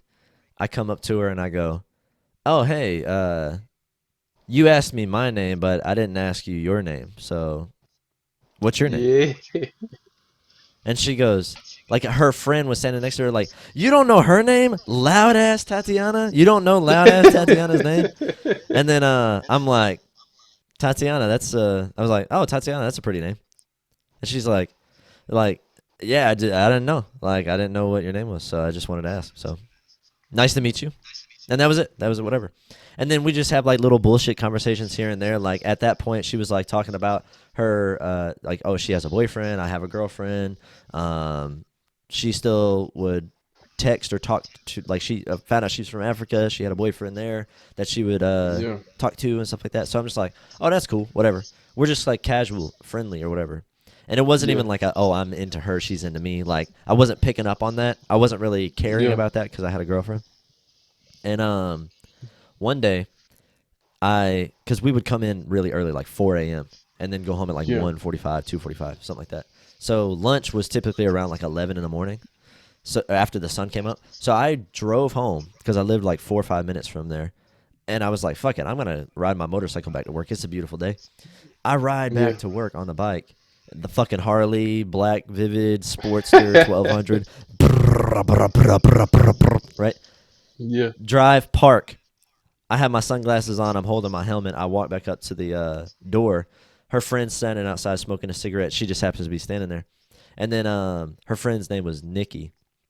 And Nikki's like, "Oh, James, that's a cool bike. What kind of bike is it?" Da da da da. Like, and she's kind of talking to me. And then she like Tatiana was standing there, and you can kind of see Tatiana like looking Yeah. like, okay, what the fuck? And then it was funny because she tells me the story like later that people were like, "Oh my god, you were like all up in that man when he was walking back with the helmet." You know, when he rode the Yeah. bike that first day, you were like wide eyed, like deer in headlights, like God damn, he's fucking cooler than I thought. But like that day, I'm cleaning up. I'm like squeegeeing in the back room and shit like that, cleaning the floor, and Yeah. it's a really long hallway, probably like 50 feet, 100 feet, and she walks through with like one of the pressure washers that they use to clean like the food lines. She walks through, looks to the right, stops, and then she kind of like towards me, and then I'm like, and I'm squeegeeing, and I'm like, oh, here we go, right? And I'm like, all right, so Yeah. this that's when I was like, all right, that I the Yeah. vibe where I was like, oh, the vibe's different now. I was like, I like this girl. But I kind of squeegee in, and she comes up. She Yeah. goes, James, you didn't tell me you had a bike. And I go, well, you never asked. And she's like, how could I think of a question to ask like that? And I go, I don't know. You just never asked. So, I mean, Yeah. just decided to ride the bike up today. And then one of the team leads walks through, and he's like, Tatiana. And she's like, and then like, like running Yeah. away, like walking away, like embarrassed or whatever. And I was just like, I go back to squeegeeing. She leaves the room, and I'm like, what the fuck was that? I was Yeah. like, I was like, she's into me. I was like, she's into me, because then she started asking me like, oh, can I go for a ride and shit like that, and all this like, hey, can I go for the ride on the back of the bike? And I was just like, well, I got a girlfriend, so I don't think it would be appropriate. And just cut them down. Like, Yeah. don't just jump at every fucking opportunity. Like, oh yeah, you can Yeah. hop on the bike, because then it also makes you look like a piece of shit. And Yeah. to be in a relationship and just be like so willing to do that, because then they're gonna be like, oh well, how would he act if we were together? And Yeah. it just turned into like something more, and I was like, wow, okay. And then it just so happened that like my girlfriend was in the military, didn't feel like and she kind of wanted to end the relationship too because she whatever. I talked about it before, but like Yeah. it was one of those like, oh man, you got the car, you got the bike, you are kind of like more reserved, pulled back, Yeah. mysterious. Like you're more intriguing, you're interesting. Like it's a requirement of men to be interesting and to know how to do things and know how to do like uh, be intelligent and whatever. That is not a requirement for women. I mean, every guy is different. Like, of course, a guy would want someone who he can have a conversation with, but like, Yeah. um, as long as the vibe matches up. But it's like it's one of those things where, as a man, if you have those things, that's what's going to attract women to you. So then Yeah. you can be the one that can choose a bit instead of just taking what you can get. You are the thing that's attracting women, and then you can choose what you want. And same for women. Again, it's not just one sided. If you like, boom, these qualities are what high value men look for, like submissive. And again, do your research on what that word actually means and how you can show submissiveness without being a rollover. Do you think Elon Musk's wife or Bill Gates' wife, when they were together, was just this, yes, dear, I'll cook and clean? No, they were like the ones behind the fucking scenes, giving the ideas, helping run the business. Like, Yeah. they wouldn't be billionaires or like they wouldn't be where they are if it wasn't for the help from their spouses. Like, you could be that power couple. That is very possible. But the man, look, check it out. Um, as a Patrice O'Neal, you know who that is? The comedian? I probably know her face. I guess Him? if I Yeah, look it up. he's a black Oh, dude. him. Oh, yeah, he's a guy. Yeah, Okay. it's a guy. Yeah, dude, I wouldn't even label a woman as a comedian. No, I'm just, no, I'm just fucking Oh, around. yeah, I've seen him before. I've seen him Yeah, before. Patrice O'Neal. Yeah, Yeah. he had a very good statement where he's like kind of controversial. He said, "If a man is a king, that is the highest status he could possibly be, a king of the kingdom. And you as a woman, if you marry the king, you get elevated to the highest status that a woman can achieve, which is the queen, right? Yeah. So a man can take you from whatever you are and elevate you to your highest status, okay? And Yeah. it's up to the king and the queen. The king needs the queen's help when it comes to running the kingdom, right? However, Yeah. let's say the king only has daughters, and one of his daughters elevates to the status of queen, right? And if she marries a man, he does not become the king. He's just the queen's wife or the queen's husband, right? Yeah. He's just the queen's husband. Like, a man can marry a woman and elevate her to the highest status she could possibly achieve as a woman. A Yeah. woman can marry a man, and that does not elevate him to his highest status. That's what Yeah. basically a metaphor, like a story to describe what happens when a man gets money and builds himself up and picks a mate. She gets elevated to his right hand person. Like, this is my go to. This is like the person that this is my foundation. This is my rock. This is my ride or die chick, right? Yeah. If a woman gets money, she's looking to throw the man away. Like, oh, I don't need you. Like you mentioned that, but it's like Yeah. that's the difference in kind of like a way that he talked about it. It's like there's ways that you can be, and again, the men that are looking for. All right, so for women, these are criteria that she's looking for in a man, and by doing things that make you more masculine, more interesting, cooler, better hygiene, all that stuff, take care of yourself, whatever.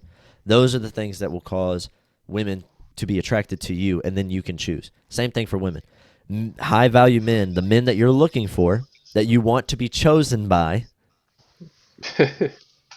will have, and again, the women that men are looking for that they want to be chosen by will have certain qualities.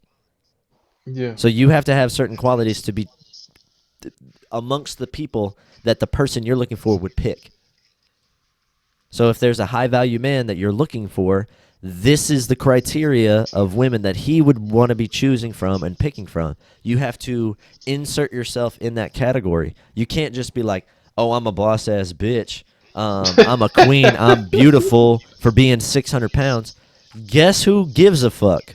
Not the guy you're looking for. Yeah. And people want to be like, oh, why do I have to change? You should love me for who I am. Because men have to change to be loved. Yeah.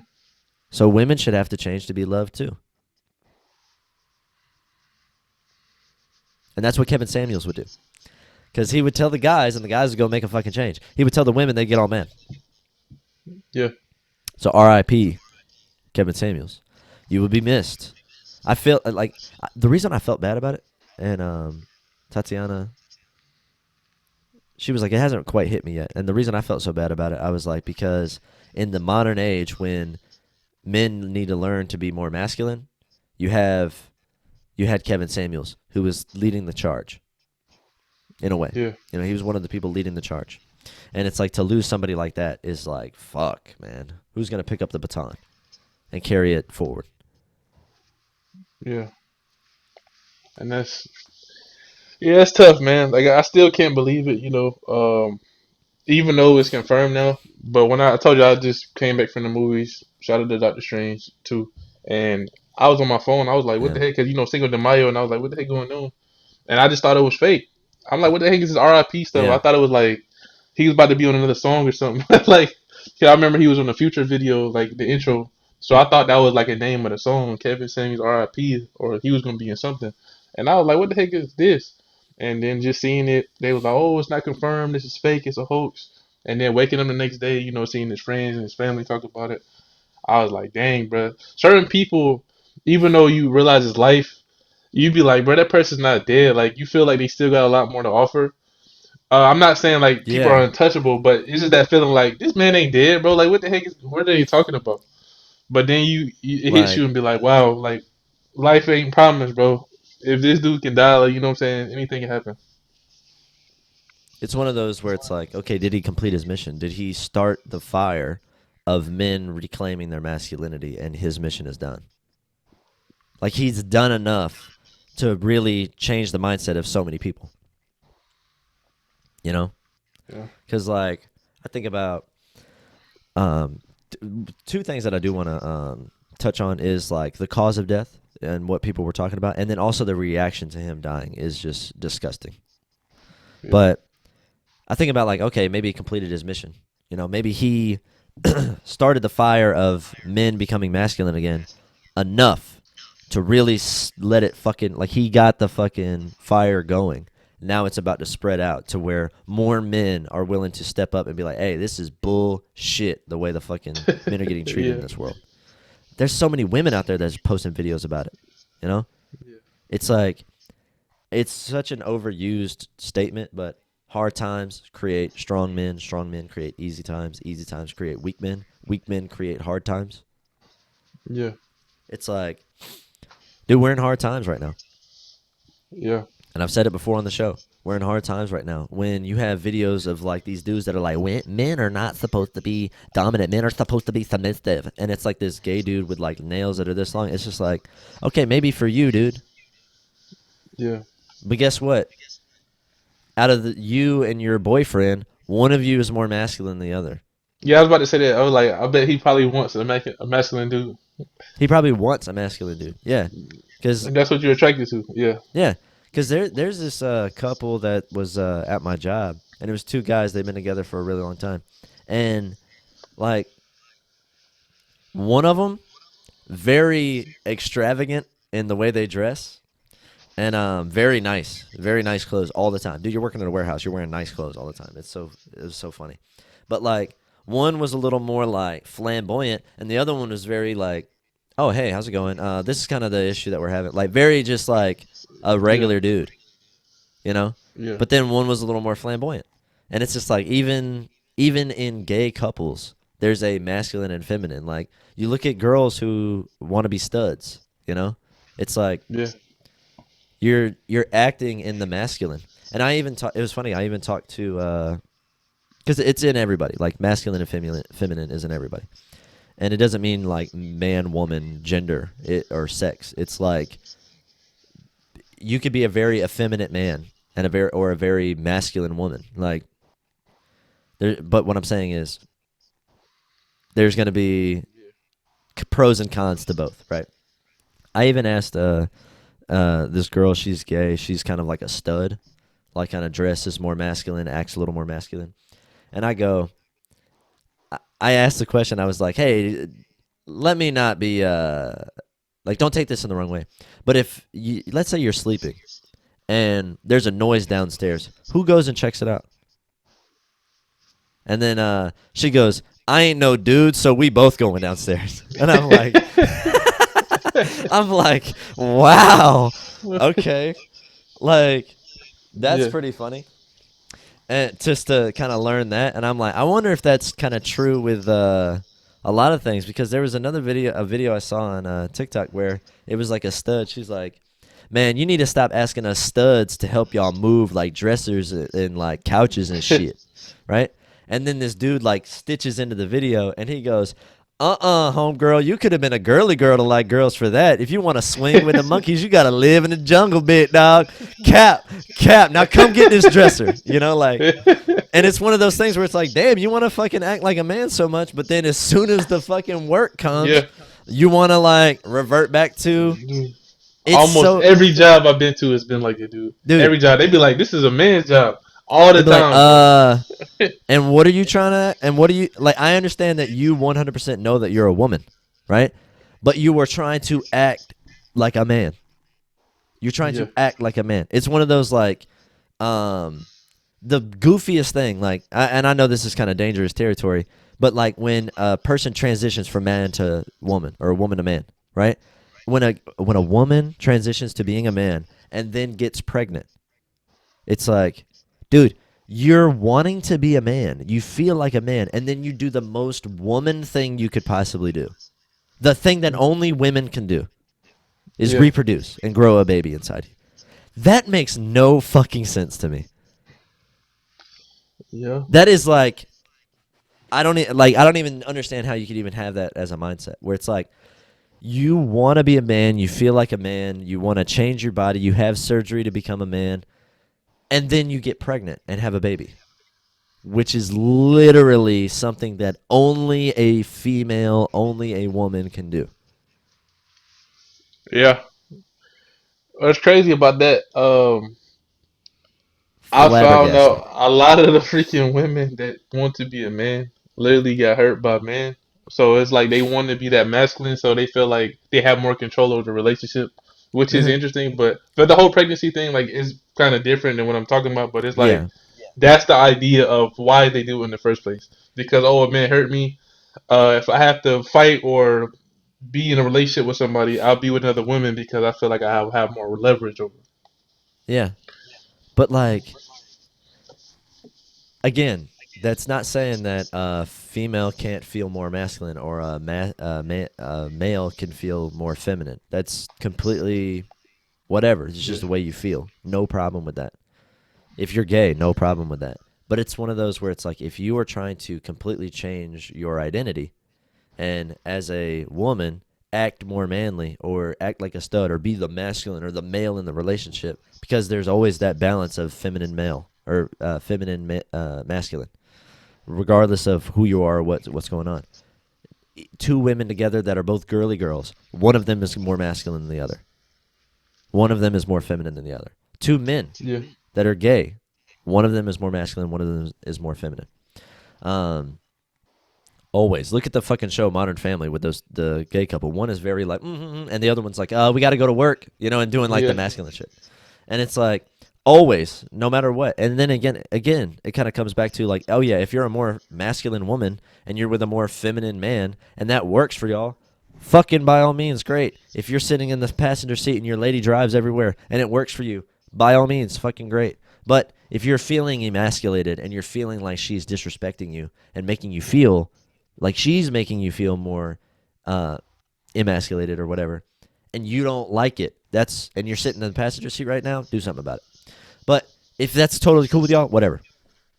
That's Yeah. another thing. I don't give a fuck. But as a feminine man, understand you're in the minority, and as a masculine woman, understand you're in the minority, Yeah. and don't try to change the majority like trying to tell people like, oh, men are not supposed to be masculine. It's like, says you, and who the fuck are you? If you look Yeah. at the entire course of human history, that, I'm sorry, it tells you that you're wrong. Because in societies like the fucking Roman Empire and the Greek Empire and all these fucking major societies that have grown to very immense empires and huge empires, guess what caused them to fall? Women acting masculine and men acting feminine. When gender and fucking confusion and all this other shit happens, that is the sign of a dying society. End times, pretty much. Yeah. So if you want to talk about being in a prosperous, healthy, well functioning society, I think you need to shut the fuck up. Because you're wrong. Sorry, More on you're the wrong. more on the topic. Uh, I feel like all the jobs that I'm worked at, there's obviously been some studs, and I feel like every single one of the studs that pulled up, that's like around my age, have all flirted with me. And I would say this one thing. It's kind of weird to say, but look, I feel like the more masculine vibe that a man gives off, the more a female would be more feminine. Oh yeah, Because yeah, I've seen it, dude. I I'm can trying to attest tell to you, that. like, that is freaking crazy. I remember pulling up and a girl, they be like, "Oh, what's up, bro? What's up, bro?" And then when they look at you and you speak, they just start being girly. Like your whole voice changed, their whole mood changed. They came to you like they're like, "Oh, how's it going?" They'll start touching you, flirting with you, and stuff like that. And it threw me off. And I'm like, "Yo, what the heck is going on?" And then I've noticed like the girl started dressing in a different way. She was still like, with the other girls, but she started changing. And every time she was around me, she wouldn't act how she was or with other guys. Mm-hmm. So it's like the how you are affects how somebody else can be. So it's like your masculine energy can make any girl that you with, like no matter what, because it's the natural. I know y'all don't want to say, "Oh, it's natural." Y'all can't change how I feel, but in the natural way of life, a man is masculine and a female is feminine. Even though, like you said, it can happen both ways. But Yeah, the more you bring out, like your pheromone, your testosterone, it will put them into that natural state, no matter who yeah, it is. I feel that's why I feel like everybody is bi, even though they'll be like, "Oh no, I'm just full gay." I guarantee you, if you messing with a girl on girl, you're using a toy. That's a thing, pretty much. It's yeah, still a thing. yeah, You're using an artificial thing, but at the end of the day, that's what I'm talking about. So yeah. that's what I'm saying. I mean, Yeah, I agree with that because um, I've had similar experience where it's like the girl shows up to work and things like that, where it's like she's wearing sweatpants, she's wearing like whatever. She's still a girl. She's obviously like yeah, feminine, but it's one of those where it's like you talk to her and she's like, "Oh yeah, man, in the relationship, man, I'm the dominant one. I'm the masculine. I'm the one that's like whatever." And then you could literally be like, "Uh huh," and then they kind of just start yeah, like like whatever, and then it kind of gives you that like flirt. Like I've had gay girls like where they're like, "Yeah, I'm gay. Like I don't like dudes. Like I'm 100% about the V." And then you're yeah, just like, "Oh, okay." And then they start like talking and shit like that, and you're just kind of like, "Huh? yeah, Something tells me that was a lie, yeah. Like, oh, right?" let me get your number. And Like, then let's hang out. yeah, Type shit. yeah, it's like something tells me that was a lie. And I've had like two experiences where somebody's like, "I'm full gay," and then like later on they're like, "Actually, I'm bi." Yeah. So you're Like not I even feel like fucking wrong. everybody's bi. And I then guarantee you, everybody is bi. yeah, When you get into that environment of somebody, like I said, with that energy, you're gonna completely flip the script. I guarantee yeah, because like I'm thinking about a couple people at work, and like they just walk around, they have like fucking like kind of studly walk, whatever. And you. then when I'm talking to them and I'm like cutting up and I'm just like, "Oh yeah," you can kind of see them like Yeah, soften up in like their body language and shit. Like they're not so like, "Oh yeah, yeah, yeah, yeah," They're kind of like, "Oh, okay, yeah." When you're talking to them, and then I don't know, it's like you can just again, I'm yeah, not trying to say like, "Oh, I'm the most masculine man ever. I fucking turn gay chicks straight." But what I'm saying is like you can see the body language change. yeah, The body language changes where it's just like um especially when it comes to like doing the work and stuff like that, like throwing the boxes or whatever, because there was the okay, so the gay dude that I was talking about, and then the gay chick that's kind of more of a stud. Yeah. When it comes to case pick, and we're throwing like these big, heavy, full cases, like the lightest one is like 15, 20, 30 pounds, right? And we're throwing like hundreds of boxes, right? And loading them up, scanning them, throwing them on the line, shit like that. The gay dude, who's kind of like more effeminate, he's over there, Mhm. boom, boom, boom, boom, chucking boxes Yeah. like it ain't nothing, Yeah. like douche. Yeah. But then like the stud chick is kind of like, oh yeah, my back's kind of fucking, and it's just like, all right, Yeah. the gay dude Uh, who's more effeminate than yeah. you are is boom right into his masculine. Like, let's throw the boxes, Yeah. you It's the know, and environment, bro. and Yeah. then right there, it's like, okay, the gay chick who acts a little more masculine. Like, oh shit, oh, because she's mixed or black or whatever. So she's like, I can act like a bitch when I need to act like a bitch, and I can act like a n word when I need to act like an n word, right? And then Yeah. I'm like, well, you better act like a bitch to me, cause you acting like that other thing ain't going masculine to masculine. I'm gonna win. I'm sorry. Yeah. And then she tries to throw that like, oh yeah, it's like, okay, so why don't you want to be over here or whatever? Like, and she's trying to give me like the fucking like tough attitude, and I'm just like Yeah. and she fucking Yeah. hates it. She fucking hates it, but it's so funny. And but when it comes down to it, it's like you can see where when the work gets hard, and again, not that I'm not saying that she doesn't know how to or can't fucking do it, but it's one of those like if you got the opportunity, like the gay dude stepped up and just boop boop boop with the boxes, like, all right, let's knock it out, man. Great job, y'all. Fuck it, we killed it. You're high fiving and shit, and then he walks off like, I fucking hate it. I didn't like doing that. But then like, Yeah. or it's like there's like no complaint about it. It's just like, oh, the work needs to get done. Boom, I'm here. Yeah. You know.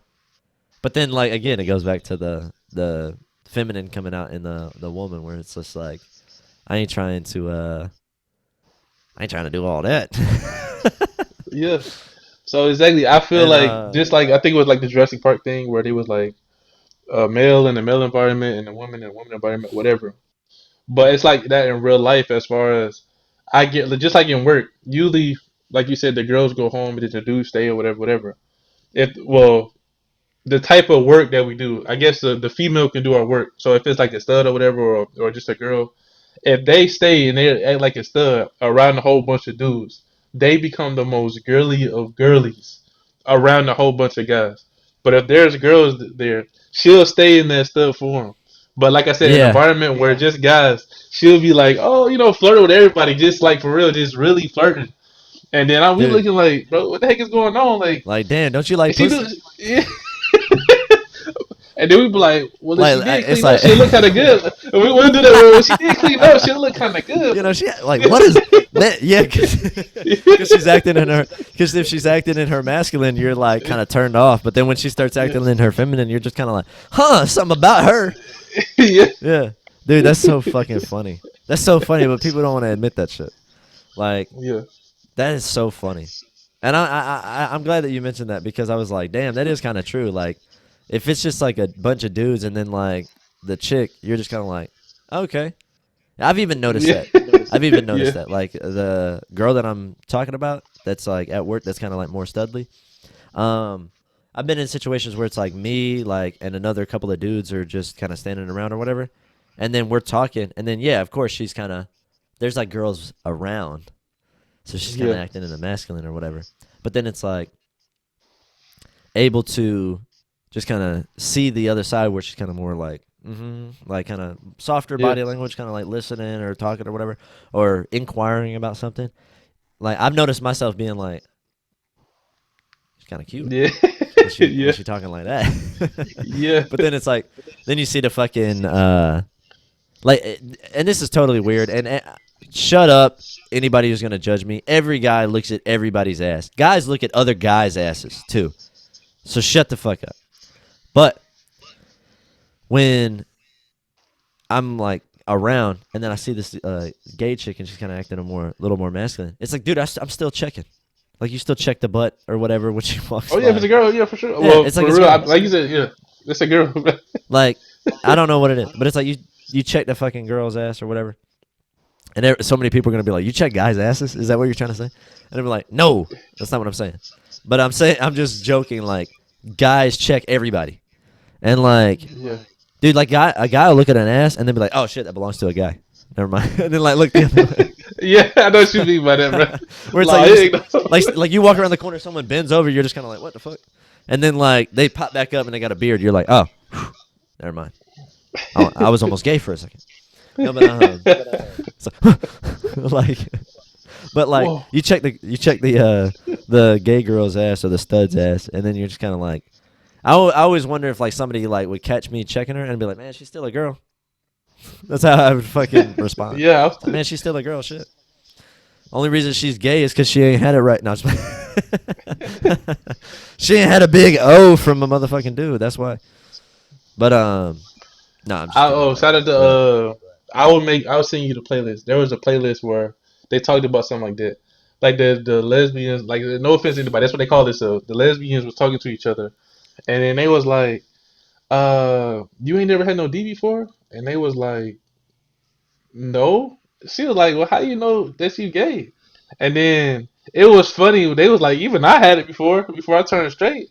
And I was like, "That's how you know if you don't like it, then you gay." And she was like, "Oh man," like so she went to her friend's house and was like, "I'm gonna need you to smash." yeah, And then like he's like, "What?" And he was like, "Okay." you're And like, it was just damn. funny. I mean, That it was funny. It was funny. yeah, So yeah, guys. I think the dude's name is Big John, but I'll send you the link so you'll see what I'm talking about. And it's yeah, like her being around that dude. She realized that I was like, okay, well maybe I do like dudes, and then you start seeing her be more feminine and more feminine, and yeah, then something changed. I forgot the whole thing, but like I said, it's all about the environment, man. It's funny. yeah, yeah. It kind of is, man. Because it's like, okay, oh shit. Right now it's 12:34, so it's 1, 2, 3, 4. But when it comes down to the environment, it's like, yeah, I mean, if you're a guy and you're just around nothing but women all the time, that's why they say like, if your father's not in the home, it really it fucks with girls and it fucks with boys because one, they don't have a positive male role model, so they think they got to do it all on their own, and it perpetuates this mindset of, oh, it's mine. I'm a boss bitch. I do this shit on my own. I don't need a man. And then for men who are raised by their mothers and go to school where 80% of the fucking teachers are women, especially if they have Yeah, older sisters, you're just surrounded by estrogen and the feminine like mindset yeah, where it's just like you start acting a little more effeminate and you're insecure in your life because you don't have that. You're not doing man shit. Your testosterone is low. You know? That's why you see a bunch of kids yeah. nowadays where it's like they're 25, 27, 28, and they got mustaches that they should have had when they were 15, where it's like thin as fuck and they can't grow any facial hair. They got like weak chins and baby faces at 26. It's like dude, Yeah. fucking go shoot a gun, go chop a fucking tree down, like go like kill an animal or something. Like go fucking No, be a no, man, god damn it. no, no kid. No, I'm saying like go hunt or something. Like go kill a deer or something. Skin a deer. Cut a chicken's head off and fucking pluck the feathers and cook that shit. You'll be like, I'm the manliest motherfucker alive. Like, do some man shit. Go talk to girls and get out of your comfort zone. Go do some shit that like pumps your adrenaline up, um, skydiving or zip lining or fucking learn how to ski or snowboard. Like do an extreme sport or something. Like do something that makes you interesting. Get a fucking motorcycle and whatever. Like do something that makes you more interesting. You'll feel more manly and your fucking testosterone will grow. Go be around other dudes and talk about sex. Literally do that. Go talk to a stud. Go, go turn a stud straight. And That'll then make you you have feel like all a the man. confidence. Yeah, all the confidence in the You world. be like, damn, I turned this gay chick straight, bro. Man, I must be like the most badass motherfucker alive. I only attract manly women. Dude, that's fucking funny. But like little subtle things is like body language, man. Stand up straight, work out a little bit. Oh, something that I heard, and again, when it comes to working out, Work out your legs as a guy. Like do squats, go fucking run. Like do whatever, like calf raises, what like work your legs out because that's where a lot of masculine energy is stored in the male body. Where Yeah. you're able to like you get strong fucking legs and you start building out your core and whatever, that you're fucking like your fucking nuts are just like pushing the fucking like testosterone through your body. You're like you fucking feel like a guy. You feel like a man. Like in situations where you got to put yourself in stressful situations, like in situations where things are dangerous or shit could go wrong easily, and you're calm and Yeah. you're able to just kind of handle your emotions in that situation. That makes you feel fucking manly. That is manly. Yeah. Being stoic in crazy situations, harsh situations. Stop being a fucking pussy. Yeah. Dude, I saw this video where it was like a psychiatrist or whatever. I don't know what she did. Maybe she was like a coach. She's like, um, when my male clients submit their affirmations for the first time, and it was like a video of what the fuck is his name? Can't think of it. But like, the affirmations or the sound was like, "You cocksucker, you motherfucking bitch ass piece of shit, you fucker." Get off your ass, bitch. You know, it's like that was the sound. Like that's how men would talk to each other to get themselves up. And dude, the top comment was um, like internal abusive monologue is the only thing that gets me out of bed in the morning. So it's just Today. like that's how like men think to get themselves motivated. You Yeah. fucking piece of shit, bitch. Cut it out. And that's what men do to each other. You know, like Yeah. there's somebody that that I know who has like a guy that they're talking to or a friend of theirs who's a man who has nothing but like female friends and he complains like a woman, like he's bitching and fucking in his emotions and shit like that. And one of the things is he's like he wishes he had more men as friends. Yeah. And I go, no, he doesn't. And she goes, huh?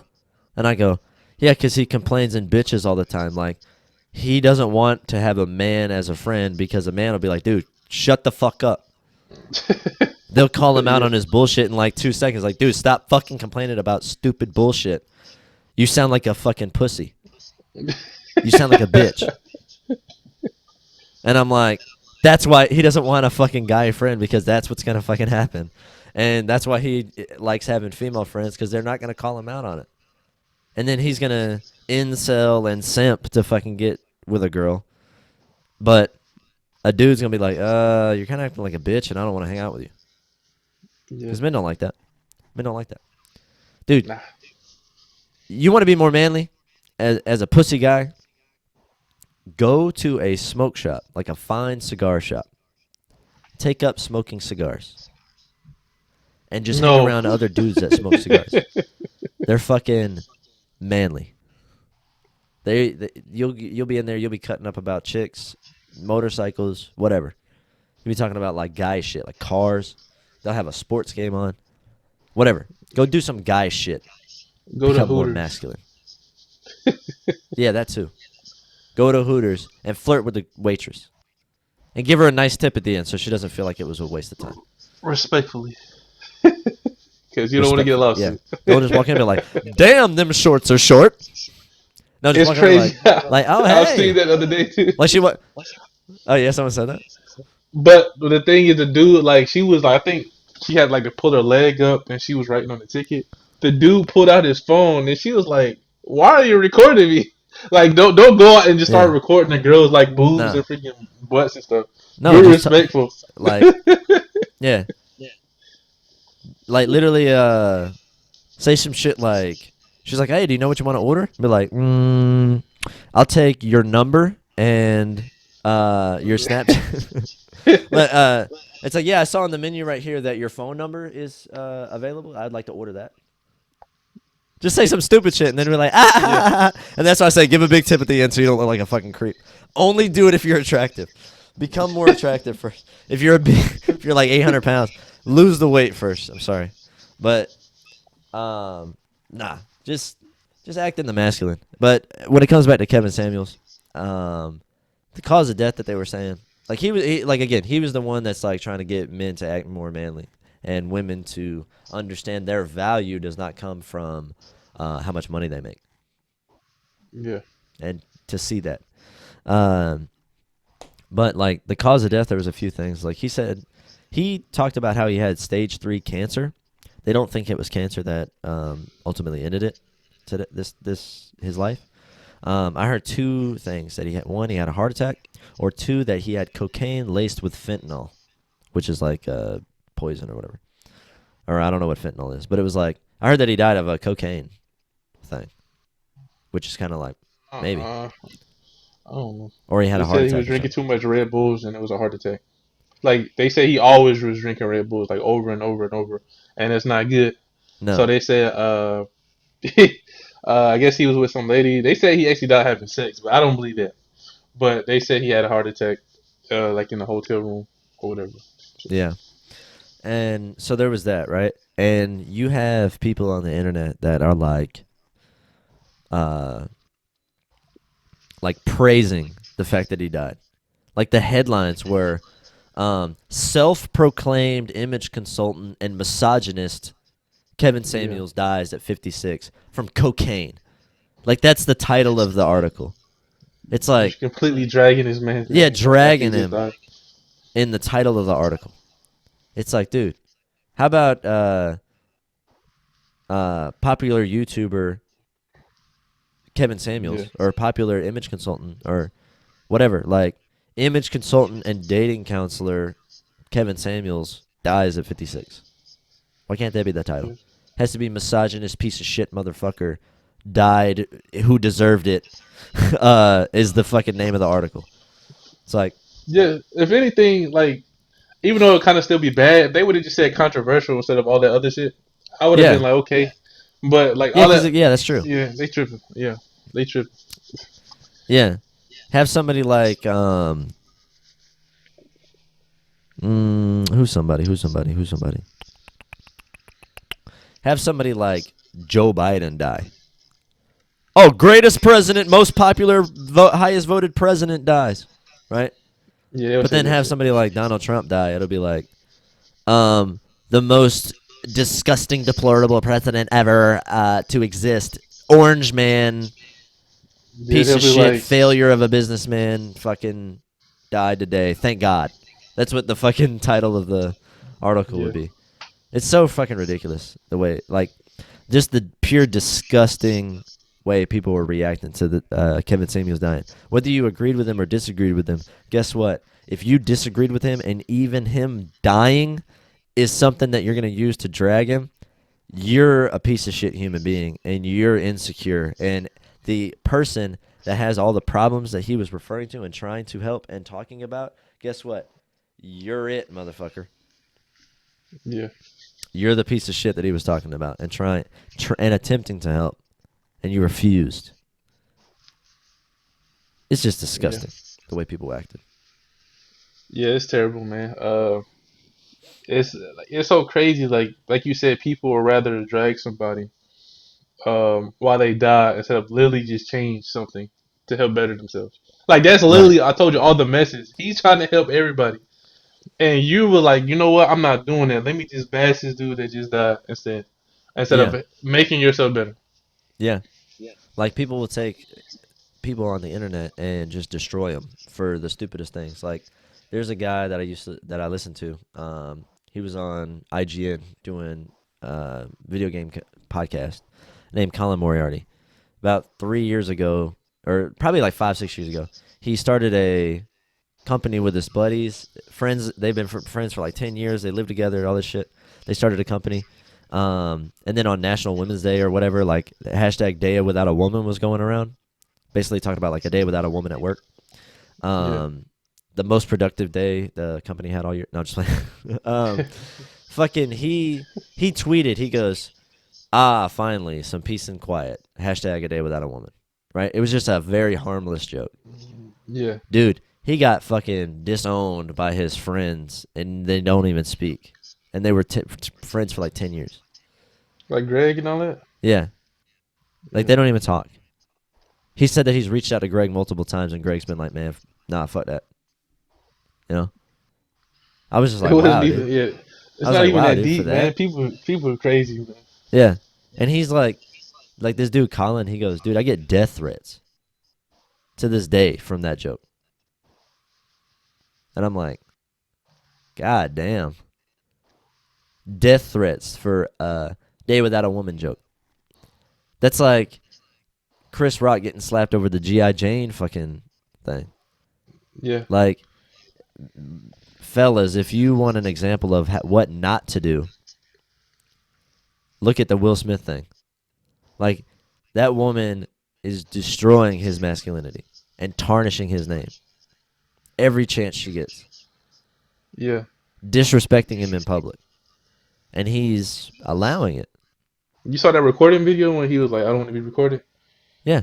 I saw the one where he Yeah. was on the Red Table Talk too, where he's like, "Oh man, I did this. I got the fucking thing to come out. Da da da da. This. I Yeah. wanted to make her 50th birthday fucking the most amazing special thing possible." He planned the party for like 2 years and like spent like Yeah. $100,000 or probably more than that to get like everything. And her response was like, "This is an unbelievable display of your ego." Yeah. And That's she fucking terrible. hated the party. And he goes, "And the crazy thing is, she was right." And I'm like, "What?" I'd be fucking mad. I'm like, "Damn, I did all this for Yeah. you and you don't give a fuck, bitch." Just talking about she was crying all day on her wedding day. She didn't want to get married and all that.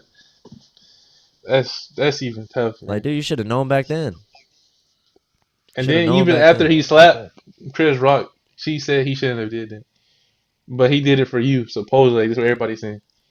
After all of that, he still Yeah. didn't get no credit. Like out of the whole thing, nothing helped them out in no type of way. It all was bad. No. All bad. Nothing but bad. So what an Yeah, example of what not to do, how to act in your feminine as a man. Yeah, get up on stage and just embarrass yourself for a woman that don't care. That's how you act in your feminine. You know? And yeah, again, I'm not saying go out there and just let women just dog you or yeah, whatever, but like if a woman is acting like a tramp, if she's acting like she don't give a fuck about you as a man, she's not showing you any kind of respect. Like there was a video that was going around. She said the three thing, like a guy was talking about the three things that men need from their women, or the way to have to secure a man for your life, basically. Food, sex, and respect, or affirmation, yeah, appreciation. You know, it's like, dude, you cook his favorite fucking meal. You fuck this guy the way he wants him to, way he likes it, and you just be like, "Hey, baby, I know you work so hard, and I just wanted to let you know that I love you and I appreciate you, what you do for the family and the kids." That man ain't going fucking nowhere. yeah, That you have that man forever. That guys are so simple. Like literally, you have guys telling you, "Hey, dude, cook me a meal. Let's have sex. Show me some respect, and don't be a slut, or don't like go around fuck other dudes or cheat on me. Like show me appreciation for what I do." Like You Kevin got Samuels so many said, women that fail. sex, sandwich, and silence. The three yeses. Yeah, yeah. Sex, sandwich, silence. Now the silence is a little bit. That just means not complain or nag about bullshit, right? Yeah, Which guess what? If you're not complaining and nagging about bullshit, what are you doing? The only other thing that you could be saying is either you're like just in having a fun conversation, cutting up, or you're showing that appreciation. Like man, oh my god, Tatiana feels this way too, and we talked about it like last week or the week before. I can't remember. Fucking the chick, she's like, "Oh, my husband works 14 hours a day or 14 days straight. Comes home. yeah, You know the first thing that happens? He takes the kids, and he does with the kids because I'm a stay-at-home mom. I have the harder job, right?" She didn't say yeah, exactly that, but it's just like, bruh, you're on fucking TikTok bitching about how hard your fucking life is. You got two kids. Fuck, I got two kids. It ain't that fucking hard. My wife doesn't think yeah, it's that fucking hard. Like, you got two kids. Nothing even crazy. and you're bitching Yeah. about how hard it is to be a stay-at-home mom because you got to cook and clean and do the dishes and homeschool. It's like, well, you decided to do homeschooling, so you put that on your plate yourself, bitch. Shut up. And Oh he yeah. worked 14 days straight. 14 days straight. And you're Yeah. going to be like, he takes the kids. No time to chill, no time to relax. I bet if he falls asleep on the couch, you're fucking pissed. No appreciation. If I would like to hear from his side, because guess what? It sounds like you don't appreciate him, and you don't understand that what you're doing is important because you want to act like being a stay-at-home mom is the fucking hardest thing ever. It's like, dude, she's like, her kids were like 6 and 7 and 5 and shit, 4 and 6 or whatever, and they wake up like 2, 3, 4 times a night. I'm like, dude, what the fuck are you doing? Like, guess what? When he's at work, he has a boss that's auditing him and managing and making sure that he's hitting production quotas and fucking shit like that. Guess what? You're at home. You don't have that boss that's giving you those fucking standards. You're the boss. And guess what? If you want your kids to sleep through the night and your kids are not sleeping through the night, you're a shitty employee of the stay-at-home mom job. You are not good at your job. If you every day are like overwhelmed with cooking a meal and like Tatiana goes like this. She goes, maybe you're like a neat freak where everything's got to be fucking. Maybe you're anal about the fucking house and you're putting like these weird ass limitations, or you don't allow the kids like to play or whatever. How about get some help from the kids as well, dude? Marie can go wake up. She can go in the pantry, make a fucking bowl of oatmeal, and feed herself. She's 6. She puts her dishes in the sink when she's done. Bella's 2. When she's done eating, she puts her dishes in the sink. It's like, Yeah. okay. Tatiana goes, dude, you can cook a fucking meal like a big fucking pot of spaghetti, a big pot of chili, a big pot of soup, and have a meal for 2, 3 days. Yeah. And lunches. You can get something simple like some toaster waffles, organic. Put them in a fucking thing. And it takes 10 seconds to cook. They feed themselves. They hold the waffle, they walk around and eat. You don't have to put the fucking syrup on it and the butter and make it all sticky and disgusting. Give them something that's like dry. That's something they can eat. It's like, it doesn't have to be that fucking hard. And if you're being nitpicky about cleaning the house, it doesn't have to be that fucking hard. Just do the main things. Make sure it looks good. Get the counters cleared off. Get the floor cleared up. Vacuum once a week. Yeah. It's not Just fucking imagine hard. if the roles were reversed, like the man was at home doing that, we would freaking have that stuff You'd done hate like him. instantly. Yeah, but we had that No, stuff yeah, done. and you'd hate him. Yeah, And you would hate him yeah, because he's he's not the one providing. yeah, Women say they want like there's these really really rich dudes like $100 millionaires, millionaires, and they go they're like, when a guy makes money, he wants to give it to his family, and you mentioned that earlier. And he talks about, he goes, dude, we make like a guy would sleep on his best friend's couch. He don't give a fuck. The reason he buys the car, the reason he gets the house, the reason he gets the clothes is for you. When a man makes money, he's like, okay, now I can start a family. I can become dependent on this family and take care of them. When a woman gets yeah, money, she focuses on herself. It's like, oh, I don't need a man. It's like there's women are more status driven and men are more inclined to do that because that is the measure that women put forth as what a good man is. yeah, And it's also what men put forth as what a good man is because men and women look at men and judge men the same, you know? Because a guy yeah, looks at another guy who works out, makes money, is more masculine and strong in his ideals, and we're like, yeah, I want to be like that. Women look like, oh, yeah, I want to be with that. It's like, yeah, so men and women hold men to the same standard. Like, we want to, like, men look at other men like, oh, I want to be like him. Women look at men like, oh, he's the one I want. But women don't hold women to the same standard that men hold men, or that men hold women to the same standard. yeah, Men holds women to the standard of, oh man, like, is she agreeable? Is she nice? Is she funny? Does she care? Is she a nurturer? Is she is she motherly? yeah, Like, Can she submit? Can she challenge me and challenge my ideals? Like, men don't want women that they can just steamroll over either. Like, I love it when Tatiana challenges me and pushes me to do better. Or like, and men need to understand that women are gonna nag about shit. Like, Yeah. always. Like, you could be the best dude ever. Elon, guess what? His fucking socks on the ground. His wife's bitching about it. It's gonna happen. But for some reason, men and women hold men to the same standard, like success, whatever, everything I just mentioned. But men hold women to a certain standard, and women hold themselves and other women to a completely different goals and ideals nowadays. As a modern woman, Yeah.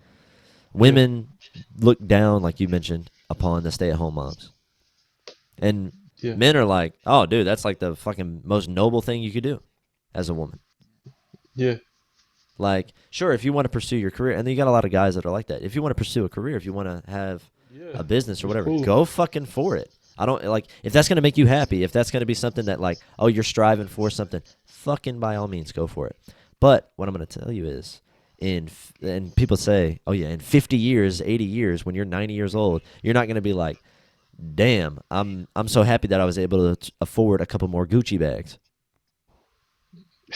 No, you're gonna be looking at like the people that were in your life, and oh man, like I was so happy that I had kids when I did, grandkids when I did, and all these people look up to me and love me, and they love you for you, not because of the business that you Yeah. have. Yeah. Being a mother is, man, hands down, and happy Mother's Day because that's Yeah. tomorrow. Being a mother is like hands down the most badass thing. Like a good mother is the most badass thing that a woman can do. You know, and being a provider and like the man a man needs to be for his family, for his kids, is like the most badass thing a guy can do, Yeah.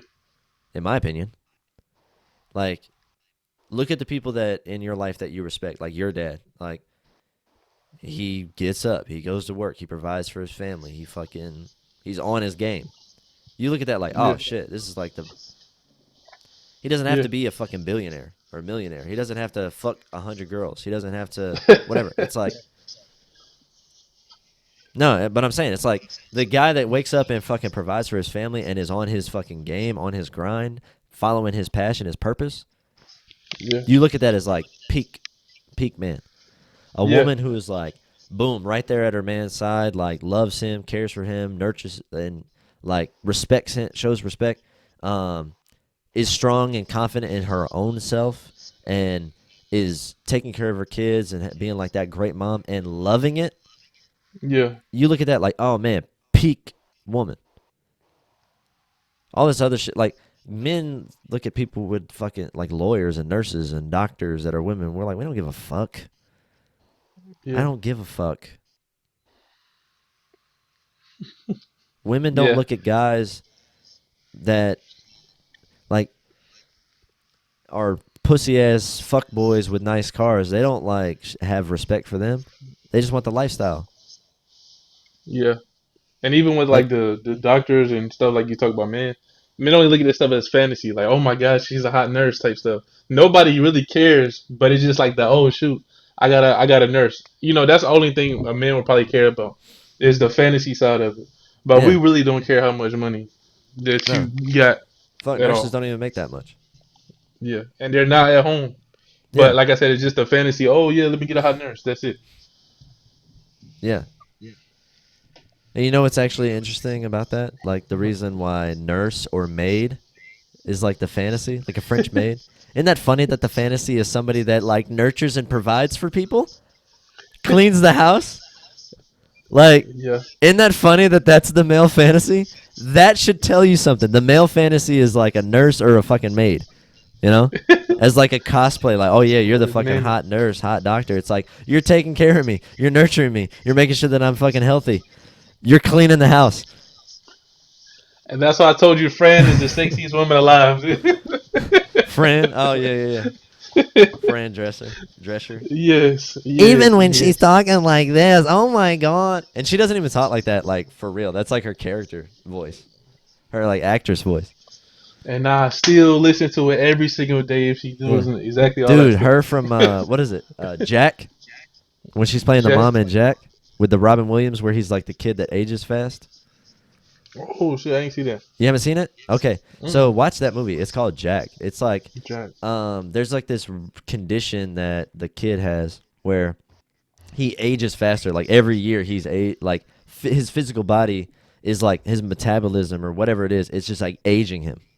So like when he's a kid and he's like 10 years old, he's Robin Williams in class. Like he looks like Mm. 30, 40-year-old Robin Williams. And when he graduates high school, he looks like an old man, like in his 60s or 70s. You know, it's like Man. reverse Benjamin Button. You know, like he ages really fast, and Mm. he acts like a kid and stuff like that. But he has like a crush. Jennifer Lopez is his teacher, and he like tries to kiss her, like he has a crush on her. And then his best friend's mom is Fran Drescher, and she looks good. And she looks real good in that movie. Man, I'm gonna have to And watch this Principal Powell.